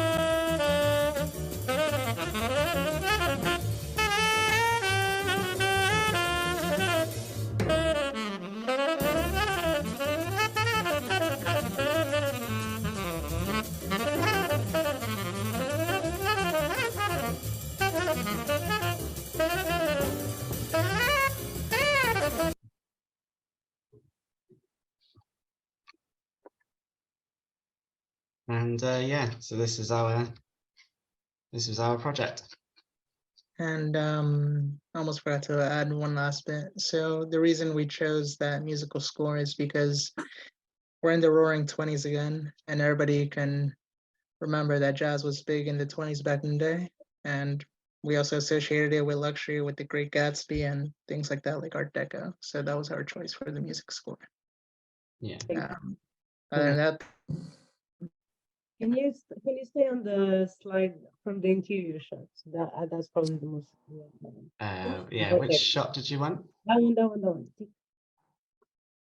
So thank you guys. I know that this was a very quick project, but it has extraordinary taste. And since every week you were bringing like such good progress, and I know you had ups and downs as well on the team, but it really shows that you are good designers, and it translated to that. So one of the main goals of the studio was not to do a cartoonish space, but to do an interpretation of the Web3 companies from the perspective of an architect. And I think this team was probably the most architectural one, and I really appreciate that. It's also something that the next studio will learn from, so I really appreciate your work. The context integration needs a little work, and you cheated on the sounds. The sound needs to be the environment sounds, but still I like the sounds. I like the words, so thank you so much. Thank you. Yeah, thanks.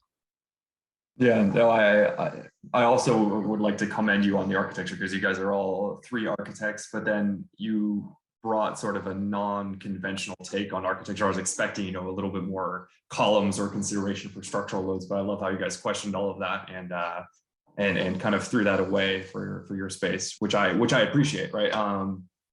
The one question I was thinking about, because you guys have such a good understanding of like spatial design and architecture and some provocative ideas, was how would you, so you chose this sort of idea for how you represent luxury in the metaverse. But I'm just curious, because in sort of like metaverse design, or I guess in real world design, you could imagine that a luxury company would be able to build something that's much more luxurious than a non-luxury company. But in the metaverse, it sort of evens out that playing field, right? Because you're now dealing with expensive materials, or sort of, like large cantilevers that a smaller company would not be able to afford. So I was wondering, how would you bring that into metaverse design, if in theory, like a Tesco or like a small chain, a grocery store, could learn Maya and in a couple of months be able to design something like this. I'm just wondering, what were your thoughts like? Yeah, no, I agree with you on that. Like materials in particular, because obviously, I've been lucky enough to go to Dubai and see that the majority of buildings inside there are full of marble, gold, chrome, all the really expensive stuff. And yeah, like you were just saying then, it's nice to have this idea of choosing what you want to and redefining luxury for the metaverse itself. That's why I think we chose color as a way of doing that. Mm-hmm. Yeah. No, but there's no barrier to entry with color or materiality, right? Like in theory, like, I mean, this is just theoretical questions, right? Yeah, of course, Yeah. there's no guideline for that. I mean, I guess based on principle on what the client is looking for, you can always do some reference towards what their mission statement is and what they're actually looking to acquire within that moment in time, in not only color, but like what their target audience is. And like for instance, like we went from like floral to yacht and something orchestral for the reason that those kind of spoke out to us for luxury high end. But I guess you can do the same with watches or race cars or like planes, it could go either way. Sorry if I'm being too broad. I think also the same what Roger said about the symbolic, like, because like you bring this symbolism that we still have in the real world and bring it to the metaverse in a way. I think and it can be very broad in terms of what kind of symbols are you playing with. Can be a type of language, but then of course in metaverse you can explore like different views on that same language or symbol.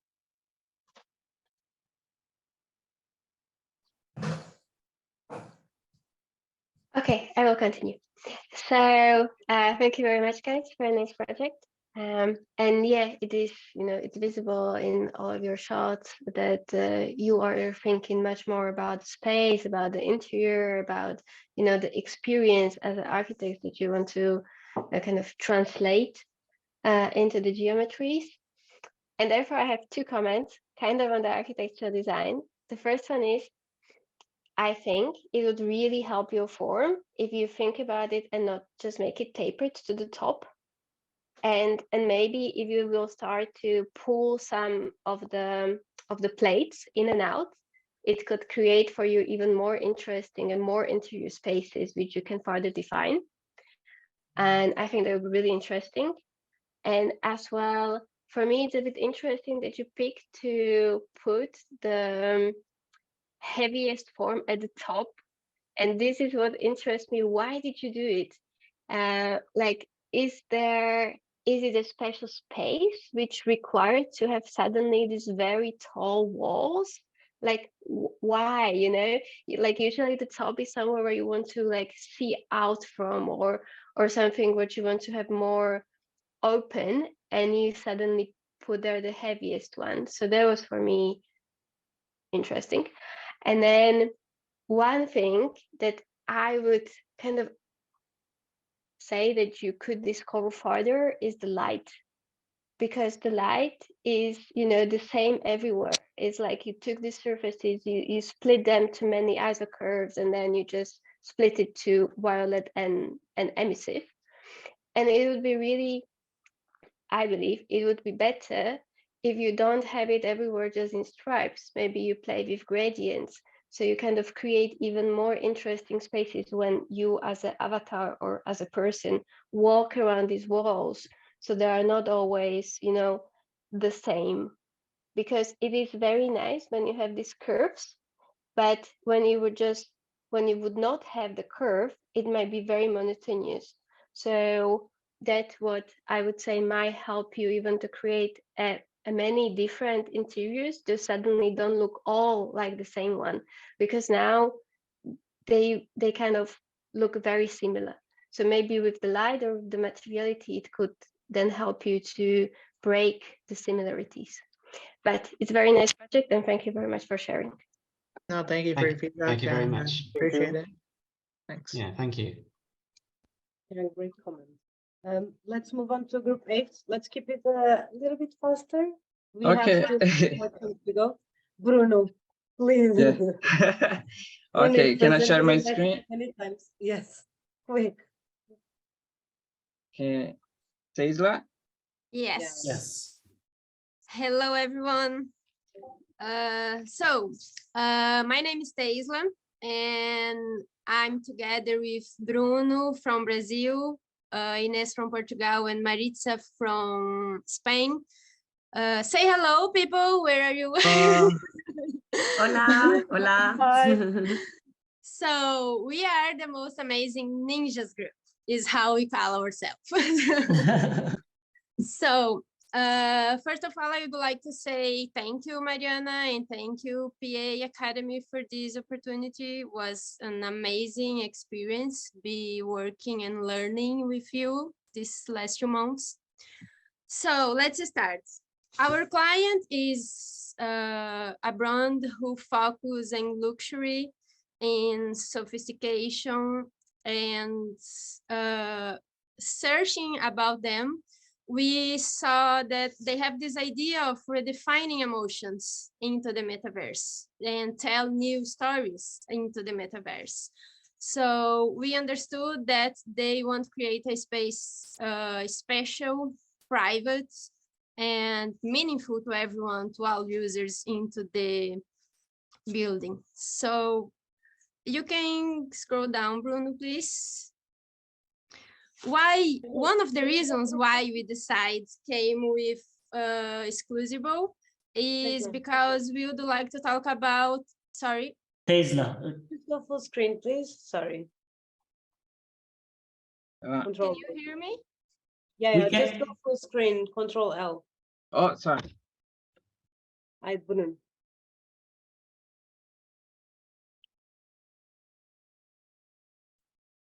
Okay.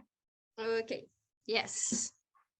So one of the messages that we would like to show and to present you with our idea is to say that we need to think about the fashion as in a more responsible way, to think about how pollution is in real world, how can be kind of exploitation with workers. So our idea in Choose Exclusible is try to make people think a little bit more about these points as well. So you can scroll down, Bruno. So how we think, we believe that it can happen using nature to define, using nature into our building. So our idea was bring sensations and feelings to our users. So today everyone knows, so everyone is looking for a more meaningful life, for more lifestyle, for more happiness.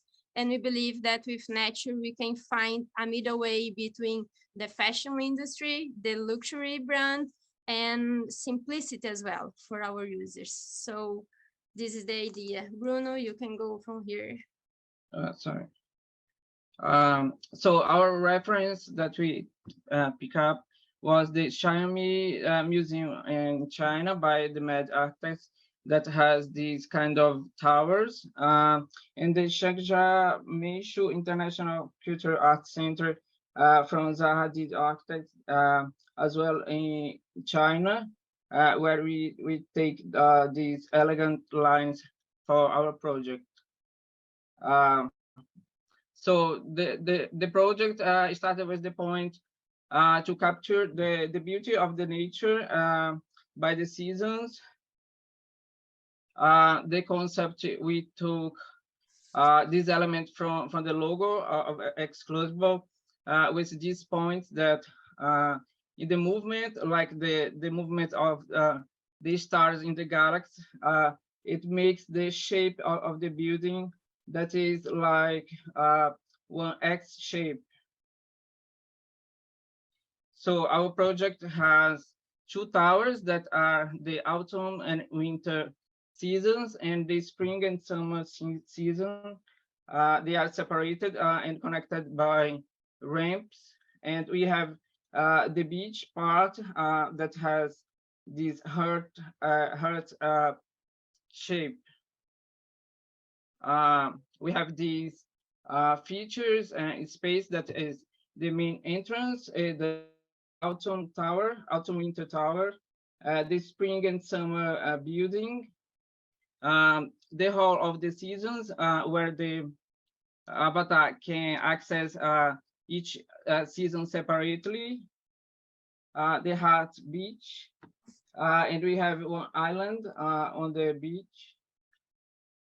We have the solar amphitheater, this is spring waterfall, the autumn winter with this weather effects, the spring forest, and the working hub that is in the entrance of the building. So the project has these images with different perspectives.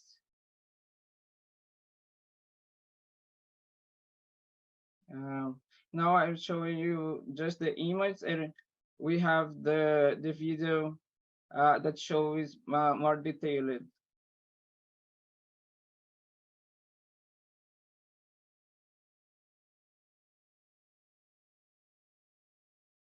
So this is the part of the beach.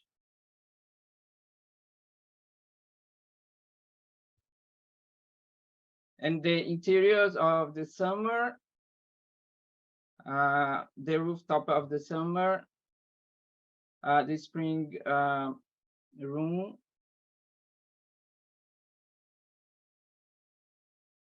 This is the autumn and the winter. Okay, so I'll try to share the video now.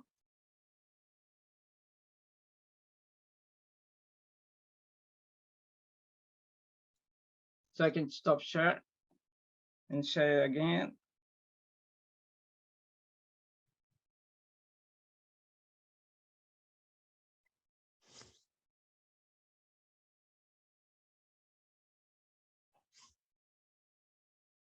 Can you see there? Yes. Can you hear? Yes. Oh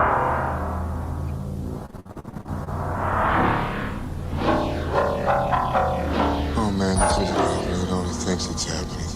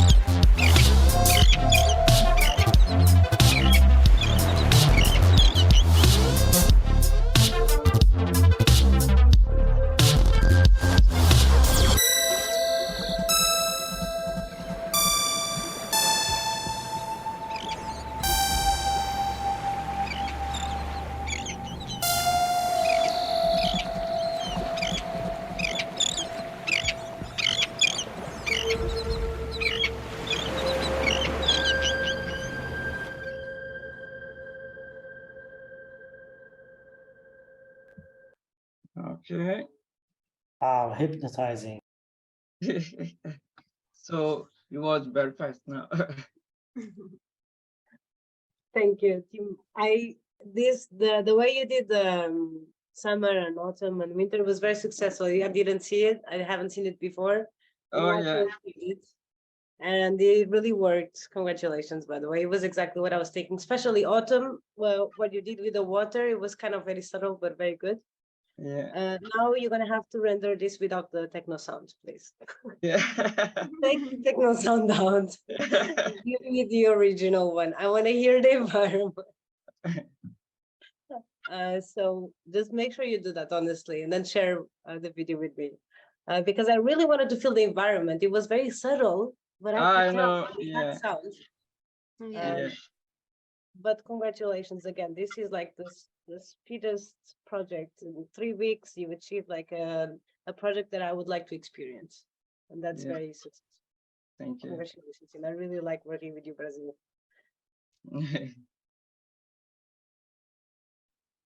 Yeah, I was when you said you were going to emulate sort of nature, I was already like coming up with a bunch of questions to ask because nature in the metaverse is already like a whole road you could go down that no one really knows about. But I actually think you did it quite well. The one thing I would love to see was kind of, rather than trying to emulate exactly how we experience nature in autumn or spring or on a beach, it'd be interesting if you like kind of took one element of that and then and then exaggerated it. Like what if in fall, the leaves were not actual leaf shape, they were just massive and like coming down, or when you're on the beach in the dunes, you're in these like massive mega dunes, you're scaled down, or you're just like a grain of sand in this landscape of sand. I think you could have played more with sort of how you were going to experience in like spring, autumn, whatever. But really nicely done, actually. I quite enjoyed it. And the Unreal effects were very good, and it was actually very convincing. Thank you. Thank you. I will just build up on that. I enjoyed it a lot. I think it was nicely modeled, and it looked cleanly modeled. So well done, guys, in such a short time. And I actually think you started in everything showing the plan. Your elevations were much more successful than your plan. So maybe do the diagrams more in the elevations. Much more exciting. And yeah, I agree with that the environment would be really nice if you exaggerate the experience of the fallen leaves, the water, the sand, and or integrate something from the environment you want to experience into the architecture, because the architecture was quite similar in any of those environments. But well done. Thank you. Thank you. Thank you. Thank you. Thank you, guys. Okay, group 4. Are you guys here? Hello. Yeah, good. Hello. Hi. Yes, we are here. Cool. Is Isabella here as well? Yes, yes. Okay. So, okay. Perfect. I think I'll start here. We have been a group of 3. And we are located in different parts of the world. I've heard the other group are introducing themselves with nationalities, and I'm calling from Sweden, and we have Madhuri from, I believe, India. Yeah. And also Isabella from Guatemala, I think. So we have started this project together and chosen the Meta World exclusable that we were given, and we started our design process with a lot of ideas, and we were talking about to make something, the natural worlds of exclusable, which is company who want to display or experience luxury products in their space. They want to bridge the gap between the physical and digital products of high value brands, and work with luxury brands seeking to digitalize their products. So they are partnered up with the different luxury brands like shoes, yachts, jewelry, penthouses, automotives, fashion accessories, as we have heard earlier in the other projects. And so we wanted to kind of embody what their brand was, like uniqueness, luxury, try a little bit to see how we could play with that. And in our process, we came up with this idea to use a flower called the magic dogwood flower, which is a rare flower from South America. It's very beautiful, and it's unique in terms of occurrence and location. And it also has this very nice flower bracts, which are fused together, resulting in an amazing shape of spirals and shapes. So we try to have that as a ground for an inspiration in our design. And I think Isabella is going to talk a little bit more about our program and how we have developed the project. Is she here? Isabella, you're mute probably, but or you're not mute, but we don't have your audio. You need to switch microphone.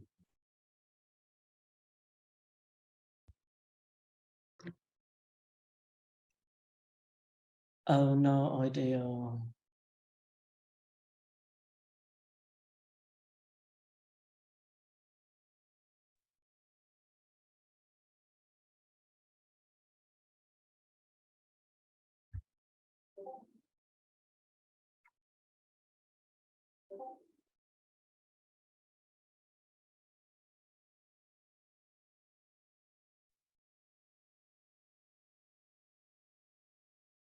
Just wait for her to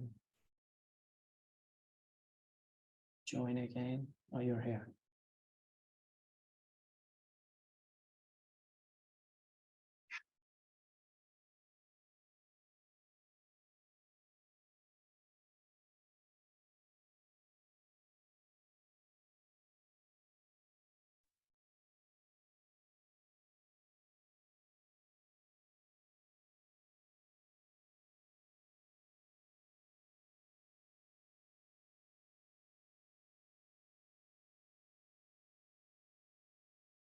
Until Isabella joins. Yeah. Do you want to continue or should we?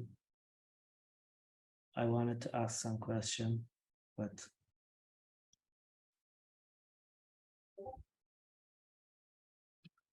Madhuri, would you like to say something? Yeah, or- can I start off with the presentation and Yeah, of she course. can continue as soon as she joins. Isabella is here, but again, we can't hear you, Isabella.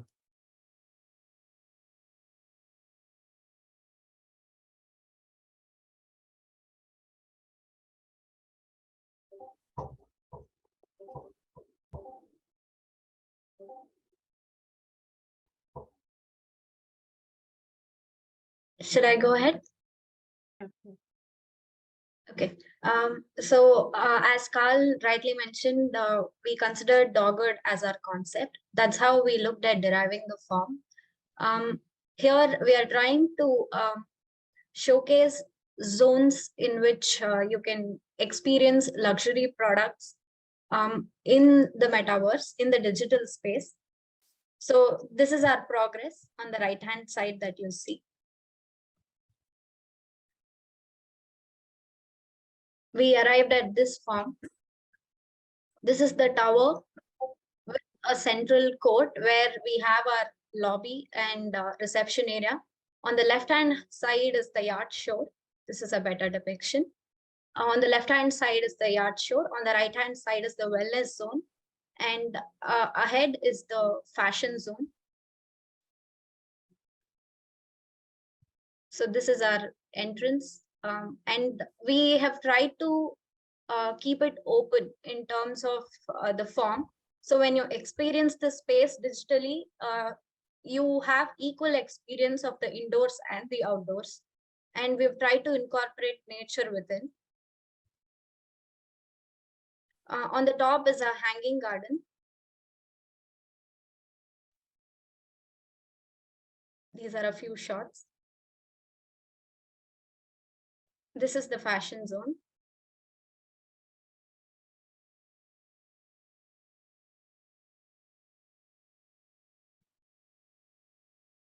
I'd like to share the video now.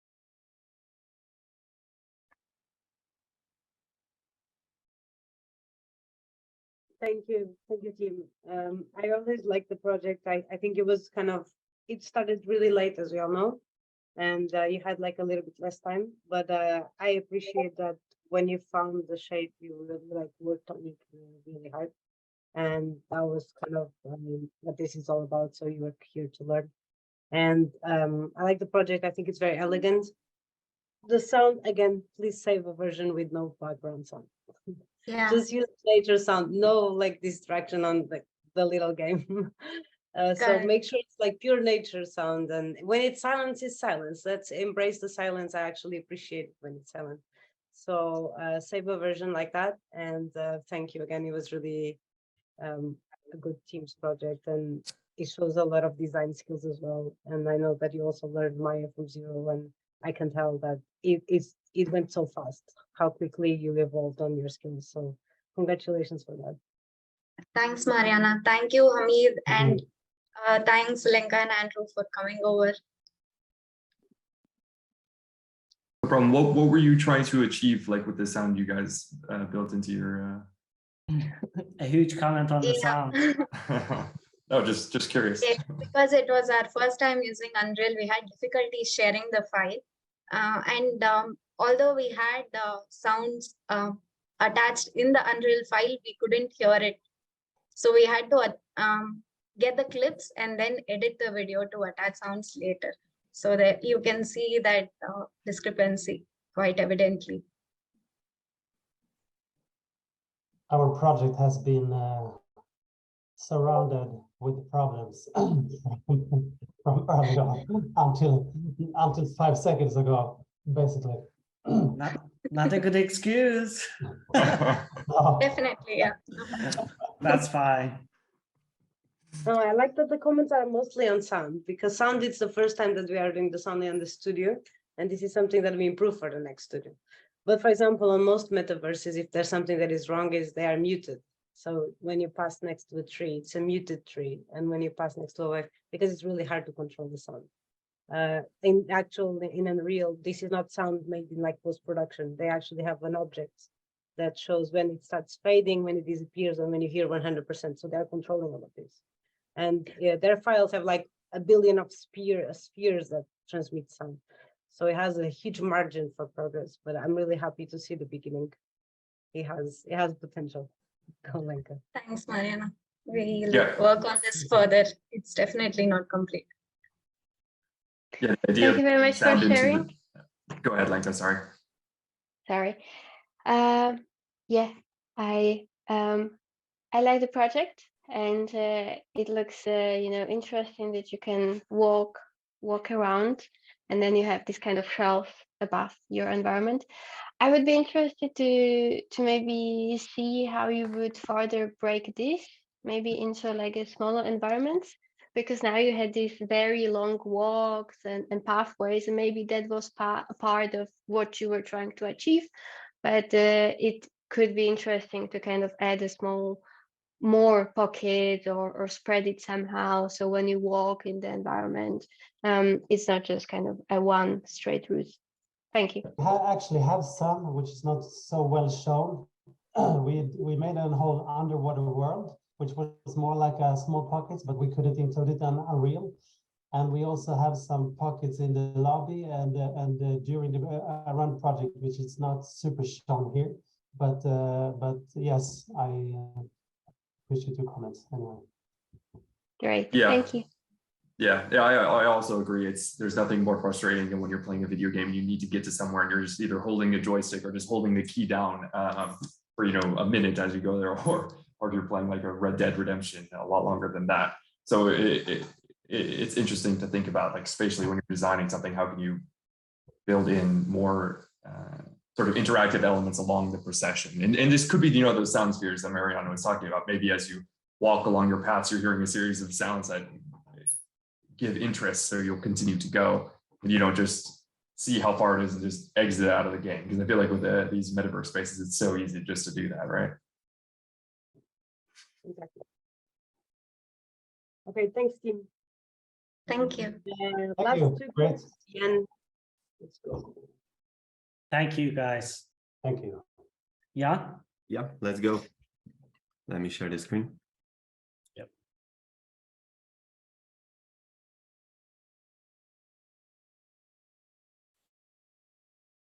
Can you see, guys, my screen? Yes. Okay, so hey, everybody, I'm Jan, and this is the Clubhouse X. The Clubhouse was designed for the Exclusable brand. Everybody, like past groups said enough of this, so let's skip it. Here is the slide with my proposal, because starting the design process, I thought the Exclusable came from kind of boxy pixel kind of cartoonish thing, and I thought that we here the studio designing the fluid space, so I thought that could be nice to take a little bit of a look of the logo, which indicate more fluid experience, which is the thing in the middle, and at the right is possible look of the app, for example. Here's some functional scheme. It's all about the Clubhouse. It's all about the experience of the spaces. First of all, it's obviously the entrance, the lobby ramp, which avatar enter from the master plan, the whole thing. Then we have some seating lounge with advertising screen spaces. Then we have the canopy forest, which is green, more close to the nature spaces, because I strongly believe that we still need some green references in the metaverse. And then at the very end, we have the theater. Here's the entrance. So this is what avatar can see after they're entering the space. We have the double height entrance here that we have entered with the ramping system. And at the very beginning, we have the Exclusable logo, the new one. It's very pronounced and present all around the master plan.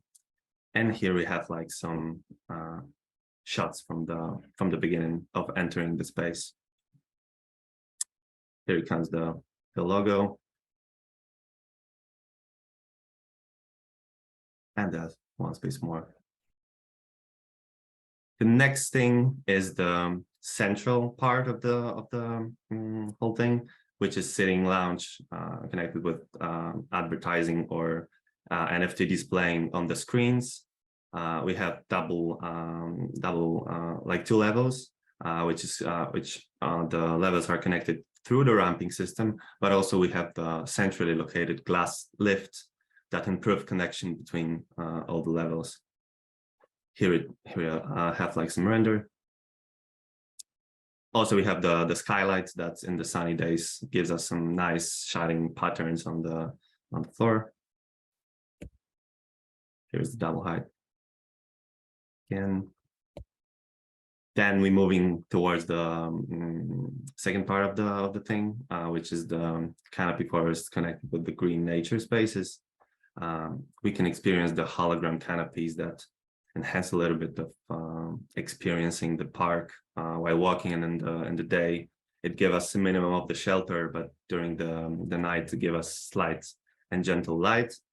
And at the whole park area we can find many trees and plants that give us a little bit, closer look to the nature. Here is the shot from the park. Here's the other one. And then at the very end of the project, we have the theater, the auditorium, the final space for social interactions. We can have like here multiple events like relegation or whatever, or just talking. Of the lower part, we have like the benching system and the multiple spaces to interact with other players or avatars. And at the top, we have like the multiple level theater. There's like some shots from the theater. The X is pretty pronounced. Here's another shot. And that's the final thing. Here comes the clip at the end. I hope let me guys know if the sound should be fine. Yes, we can hear it.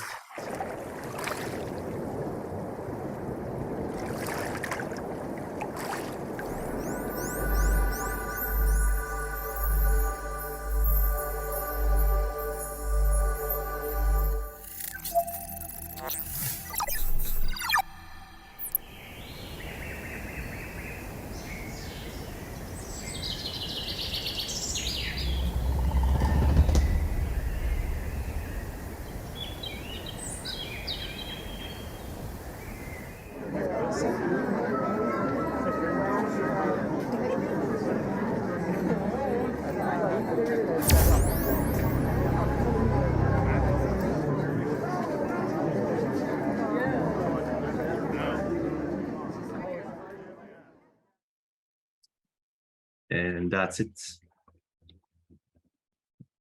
Thank you, Jan. I think that you were the closest to the example of how the sound should be, which is continuous, and it fades, so it's not post-production, it's really the sound of the space, and it fades as you transition, and that really shows. And you only did like a small portion, but your whole 3D is a sound, continuous loop of sounds, which is really successful, and that's how it should be. And then also the example of an architect doing the space. It's clearly extremely architectural. And I really appreciate that you both very much like side by side, like neck to neck. So sound design and space design was very close to each other. And I really appreciate that. I think that the only thing that I would say was probably a little bit more heterogeneity on the use of materials.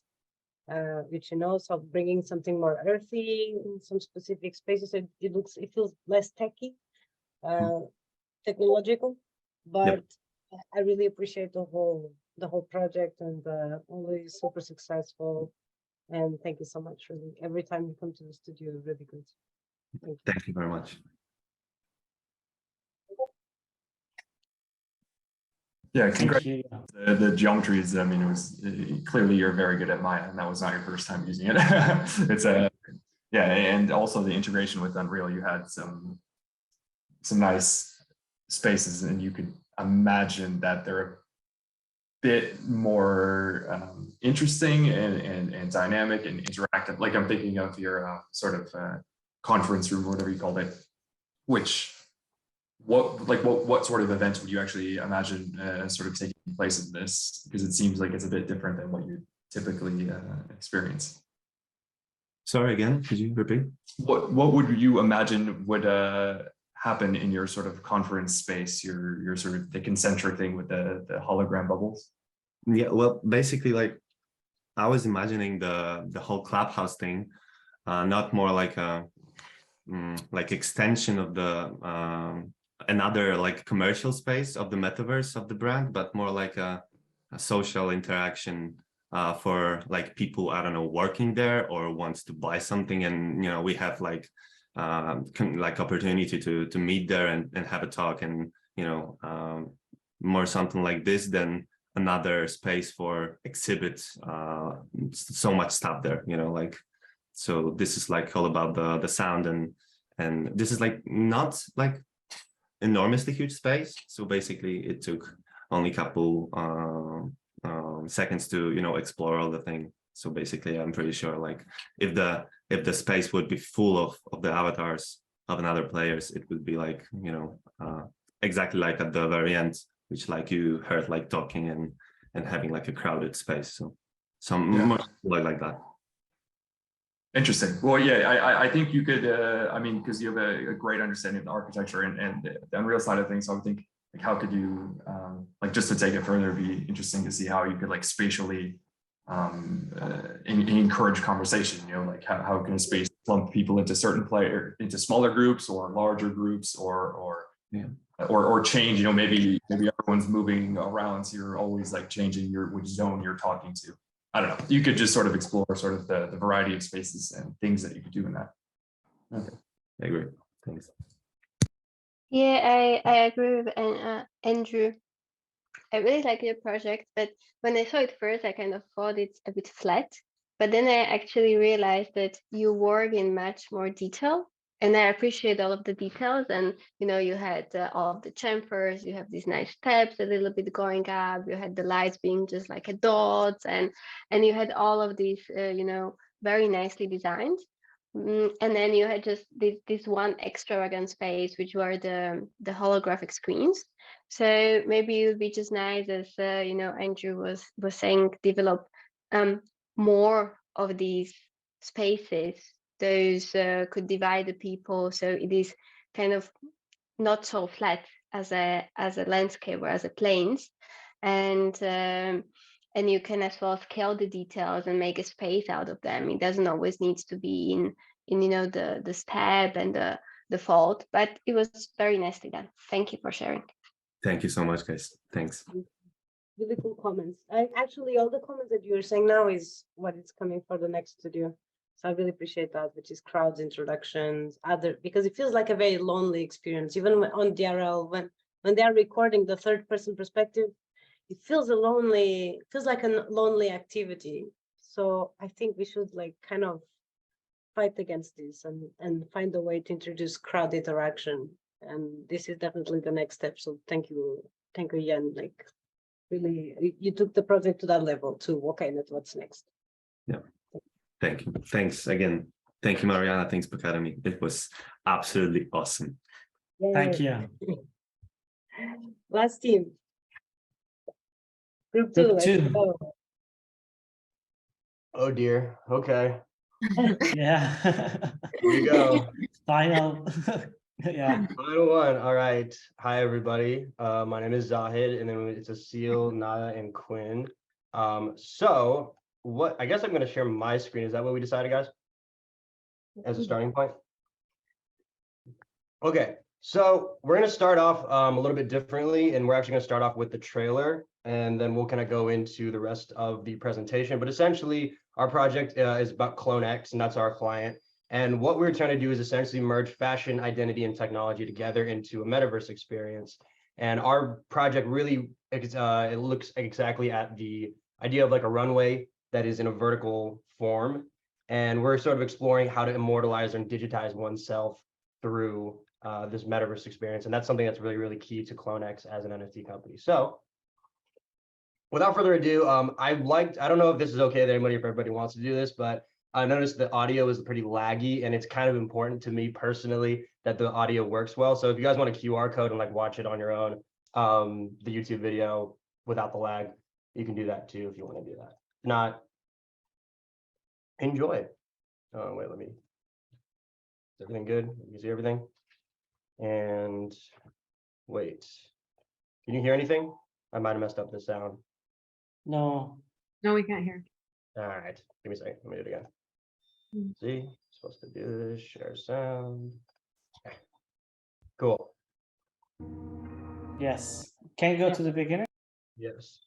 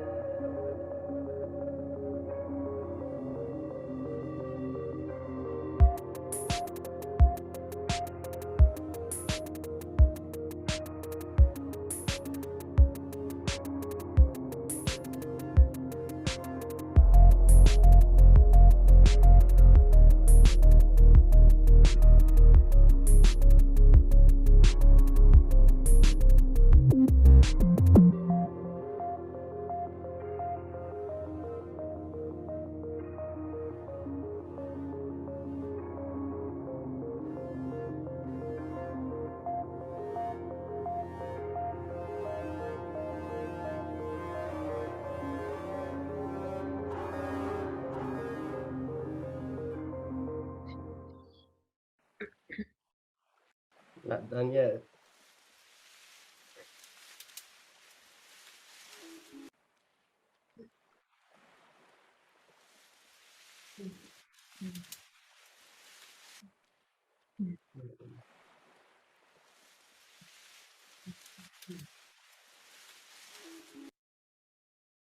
Okay, that is There's our video. And on that note, I'm going to pass over the torch to Quinn right now, and she's going to start going into the rest of the presentation.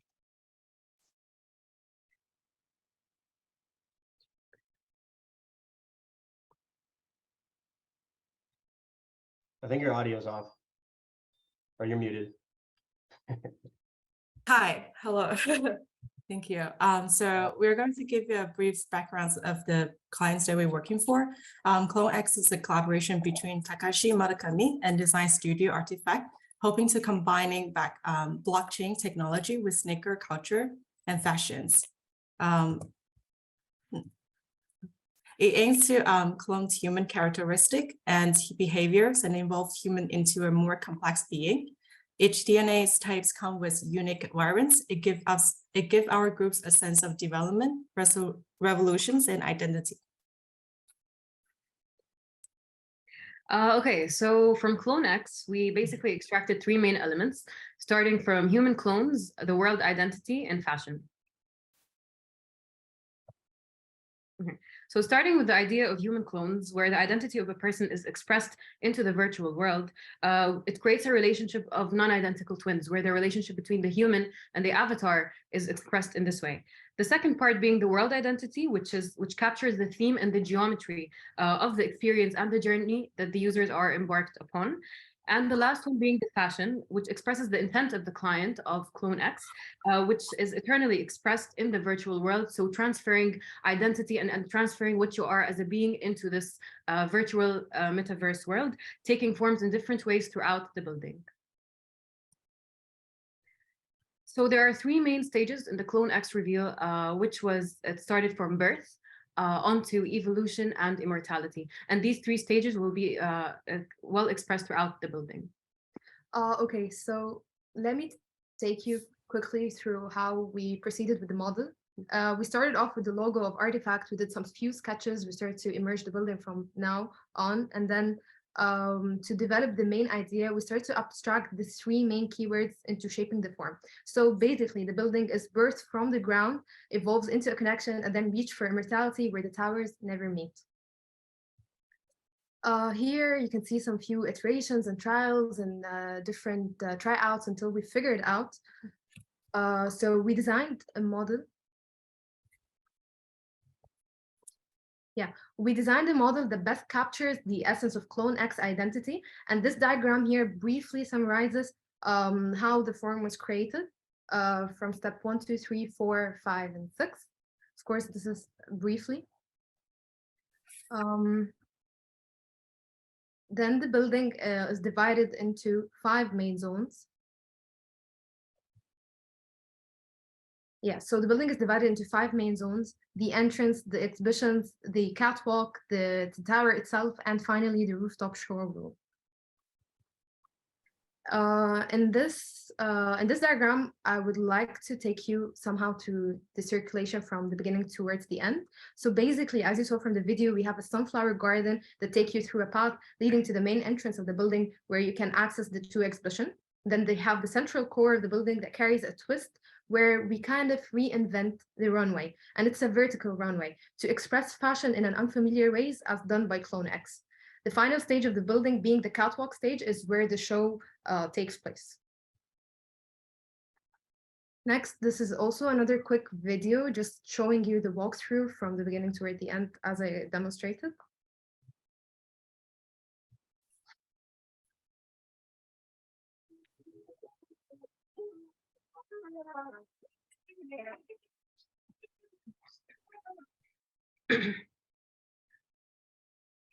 Is the audio coming through?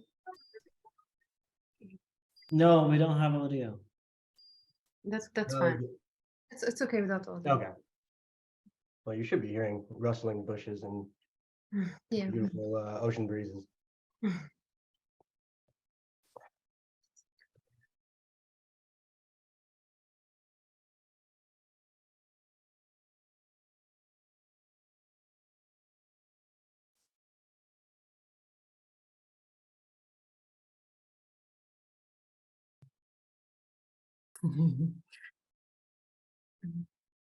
Yeah, so this is the vertical runway that takes you on to the stage on the rooftop. And here toward the end, where the fashion catwalk takes place.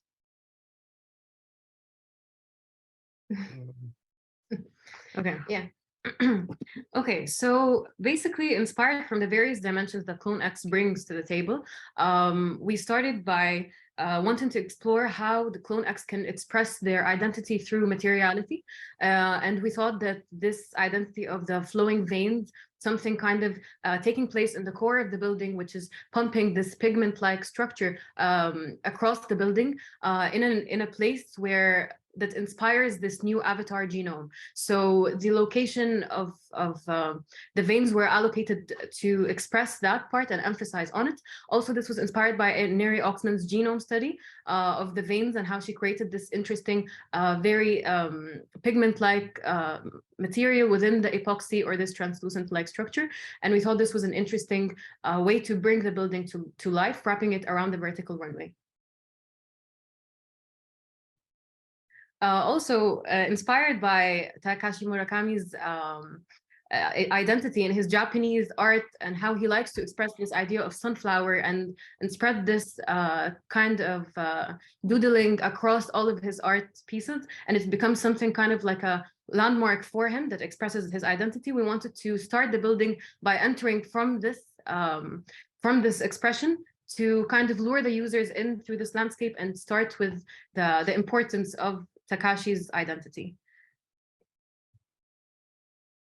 Also here in the NFT exhibition space, we wanted to show the 8 main DNA identities that CloneX creates, from the robot, the alien, the reptile, and all the rest of them. So we placed these avatars that show the models in the capsules, hung from and suspended from the ceiling, so that as the user and as the avatar starts to move across, he starts to feel familiar with the identity that belongs to the avatar. And now we will show you some interior and exterior shots from the building overall.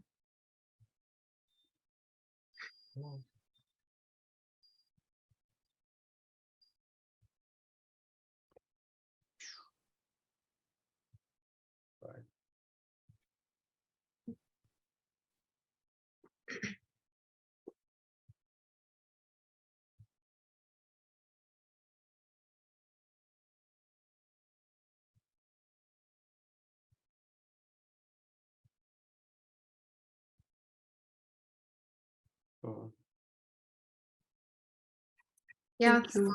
That's all. Thank you. Thank you, everybody. Great work.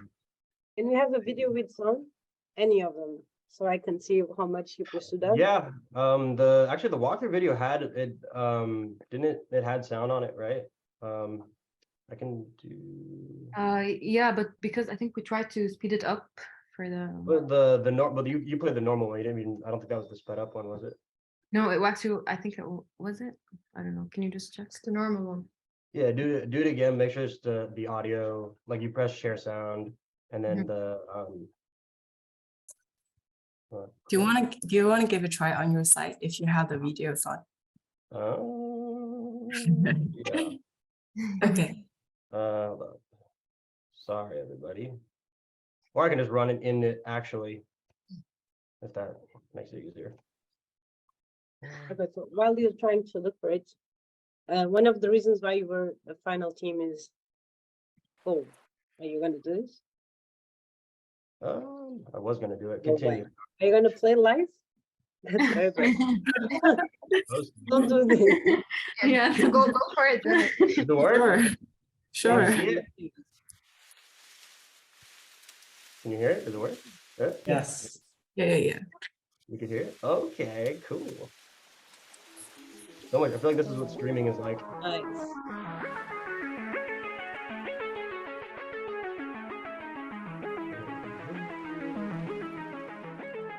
Yeah. Just tell me when to stop. Because I can do this. Actually, let's go to the rooftop. The rooftop's cool. Hold up. Yeah. The rooftop, and there's also a nice view. You could add the sound here. Yeah. I was trying to do the elevator trigger. And then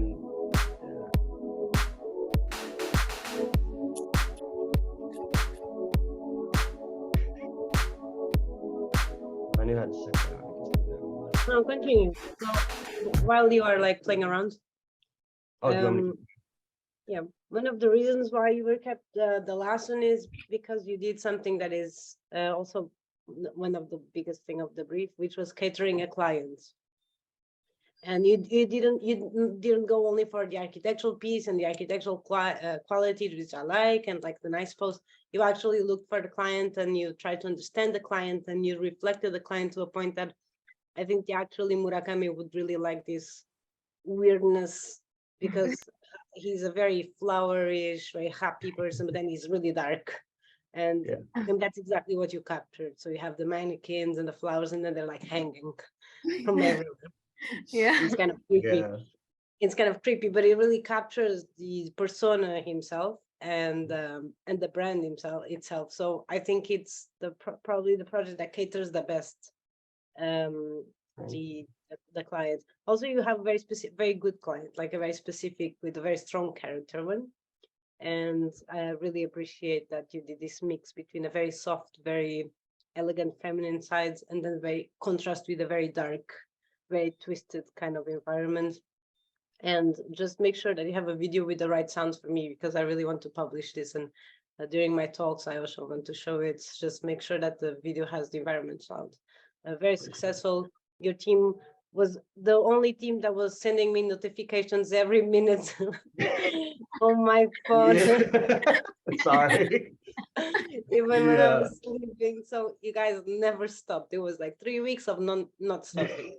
That's my Very commendable, and I really appreciate that commitment. So it's even very inspiring. Like I was working until yesterday 3 a.m. before this file corrupted, and I was like, I'm not gonna give up. And I honestly thought about your team, and I thought these guys never stopped. Like I'm the tutor, I'm not gonna stop. Like these guys will never. God. Yeah, That's it's true. amazing. And I I don't know if felt that's a like good thing though. they deserve it. They pushed hard, so they deserve that I did. But then I went to bed because I promise I will keep everything together the same master plan. So thank you so much, team. I think this is the kind of team that I hope to have in the future always. Thank you, Mariana. Thank you so much. That's awesome. Thank you so much. Appreciate it. Yeah, I must say it was nice to see another player. Like coming off of Mariana's comments on the last one, it was nice to see, even though you know this is an NPC that wasn't ever going to say anything to you, it was nice to see another couple players or people in that space. It gives you the feeling that it's something more than like an exclusive personal experience. And that was that you guys talked about it or you built up the story in terms of like an experience for this company, rather than like this is a space, right? So I think that kind of lends itself to what you were thinking. The one comment is I think you could take your ideas of like looking at Takashi Murakami. I think you could take that like another level further for sure, and also like your comments about like Neri Oxman's influence. Like what would like Neri Oxman is dealing with sort of like biological study and how sort of like geometric studies within our real world.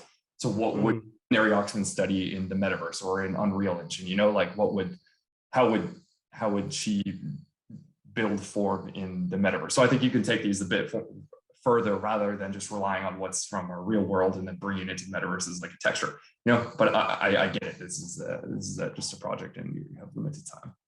Yeah. Or it could be something, something beyond that. But yeah, I think we were talking actually a little bit about making like an organic type of material to that point. I appreciate that.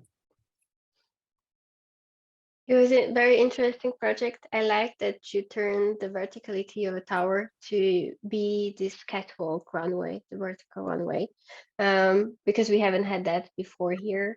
So you really gave a purpose to the height of the building. But I am interested into knowing how would you actually experience the vertical runway? I understand that there is a person on the lift which is moving through, but what about the other players? Would they kind of get a seat somewhere in the height of the tower, or how would that work? So basically, we had like a bridge midway, and it's like a station where the platform starts to emerges upward, and there were actually 4 platforms, so they basically function the same. Whenever a player touches the platform, he can go up. Yeah, and also initially we were going to create a core to hold the elevator for the other users or the audience to go to the rooftop and watch the models as they go up. But then we rethought it and we wanted to actually allow each user to kind of experience this fully and feel as though they are a part of the catwalk and a part of the fashion expression, so that all individuals would go up this experience. So we just removed the whole core idea and we created this catwalk through the elevator platform so that they all experience the same thing completely. Okay, thank you very much for explaining. It would be interesting to see, how you can take this idea maybe farther, like in your private projects or so, because it's something what, we don't really have yet. What is it? This runway type. Thank you for sharing. Thank you so much. Thank you. Thank you. And I think I'm going to counter Mariana's argument again that she didn't like the Bored Ape Yacht Club style. But I think that if you incorporated Murakami's style into this, that would lend itself greatly, rather than sort of like Unreal Marketplace asset, sunflowers, like. Yeah. But Mariana may hate me saying that. So. No, I agree. I agree because it has a cool style. So the big danger about doing these metaverse spaces is becoming like a gamey, cartoonish thing. And for us architects, it's horrible. Like it's an itch in our skin. So, and then Bored Ape, they go directly to the gaming graphics, right? So it will be a huge trap for them to try and replicate the Bored Ape graphics. You will look immediately like the game. But it's funny what you said, Lenka, was actually what I liked the most about the project was in the middle, we really talk about this vertical runway, and the whole idea was to see it from far away. So the top of the tower, the crown, would be gradually, because of the texture of your facade, that will start opening up this shooting catwalk like everywhere from every corner of the tower. So from outside, you'd see the catwalk in different rhythms of the mannequins going up and down. And I think that's still like, you could take another step and be really, really intensified.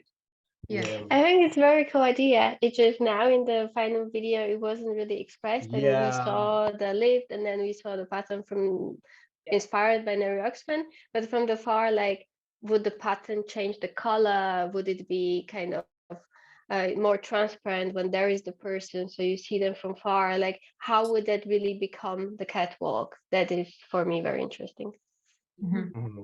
Yeah, noted, definitely. Very cool.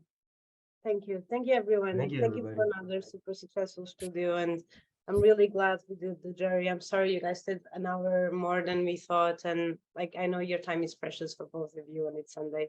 So thank you for coming, Andrew, Lenka. Really appreciate your time. And thank you for the students. This is probably the student that was almost in full every Sunday for 2 months.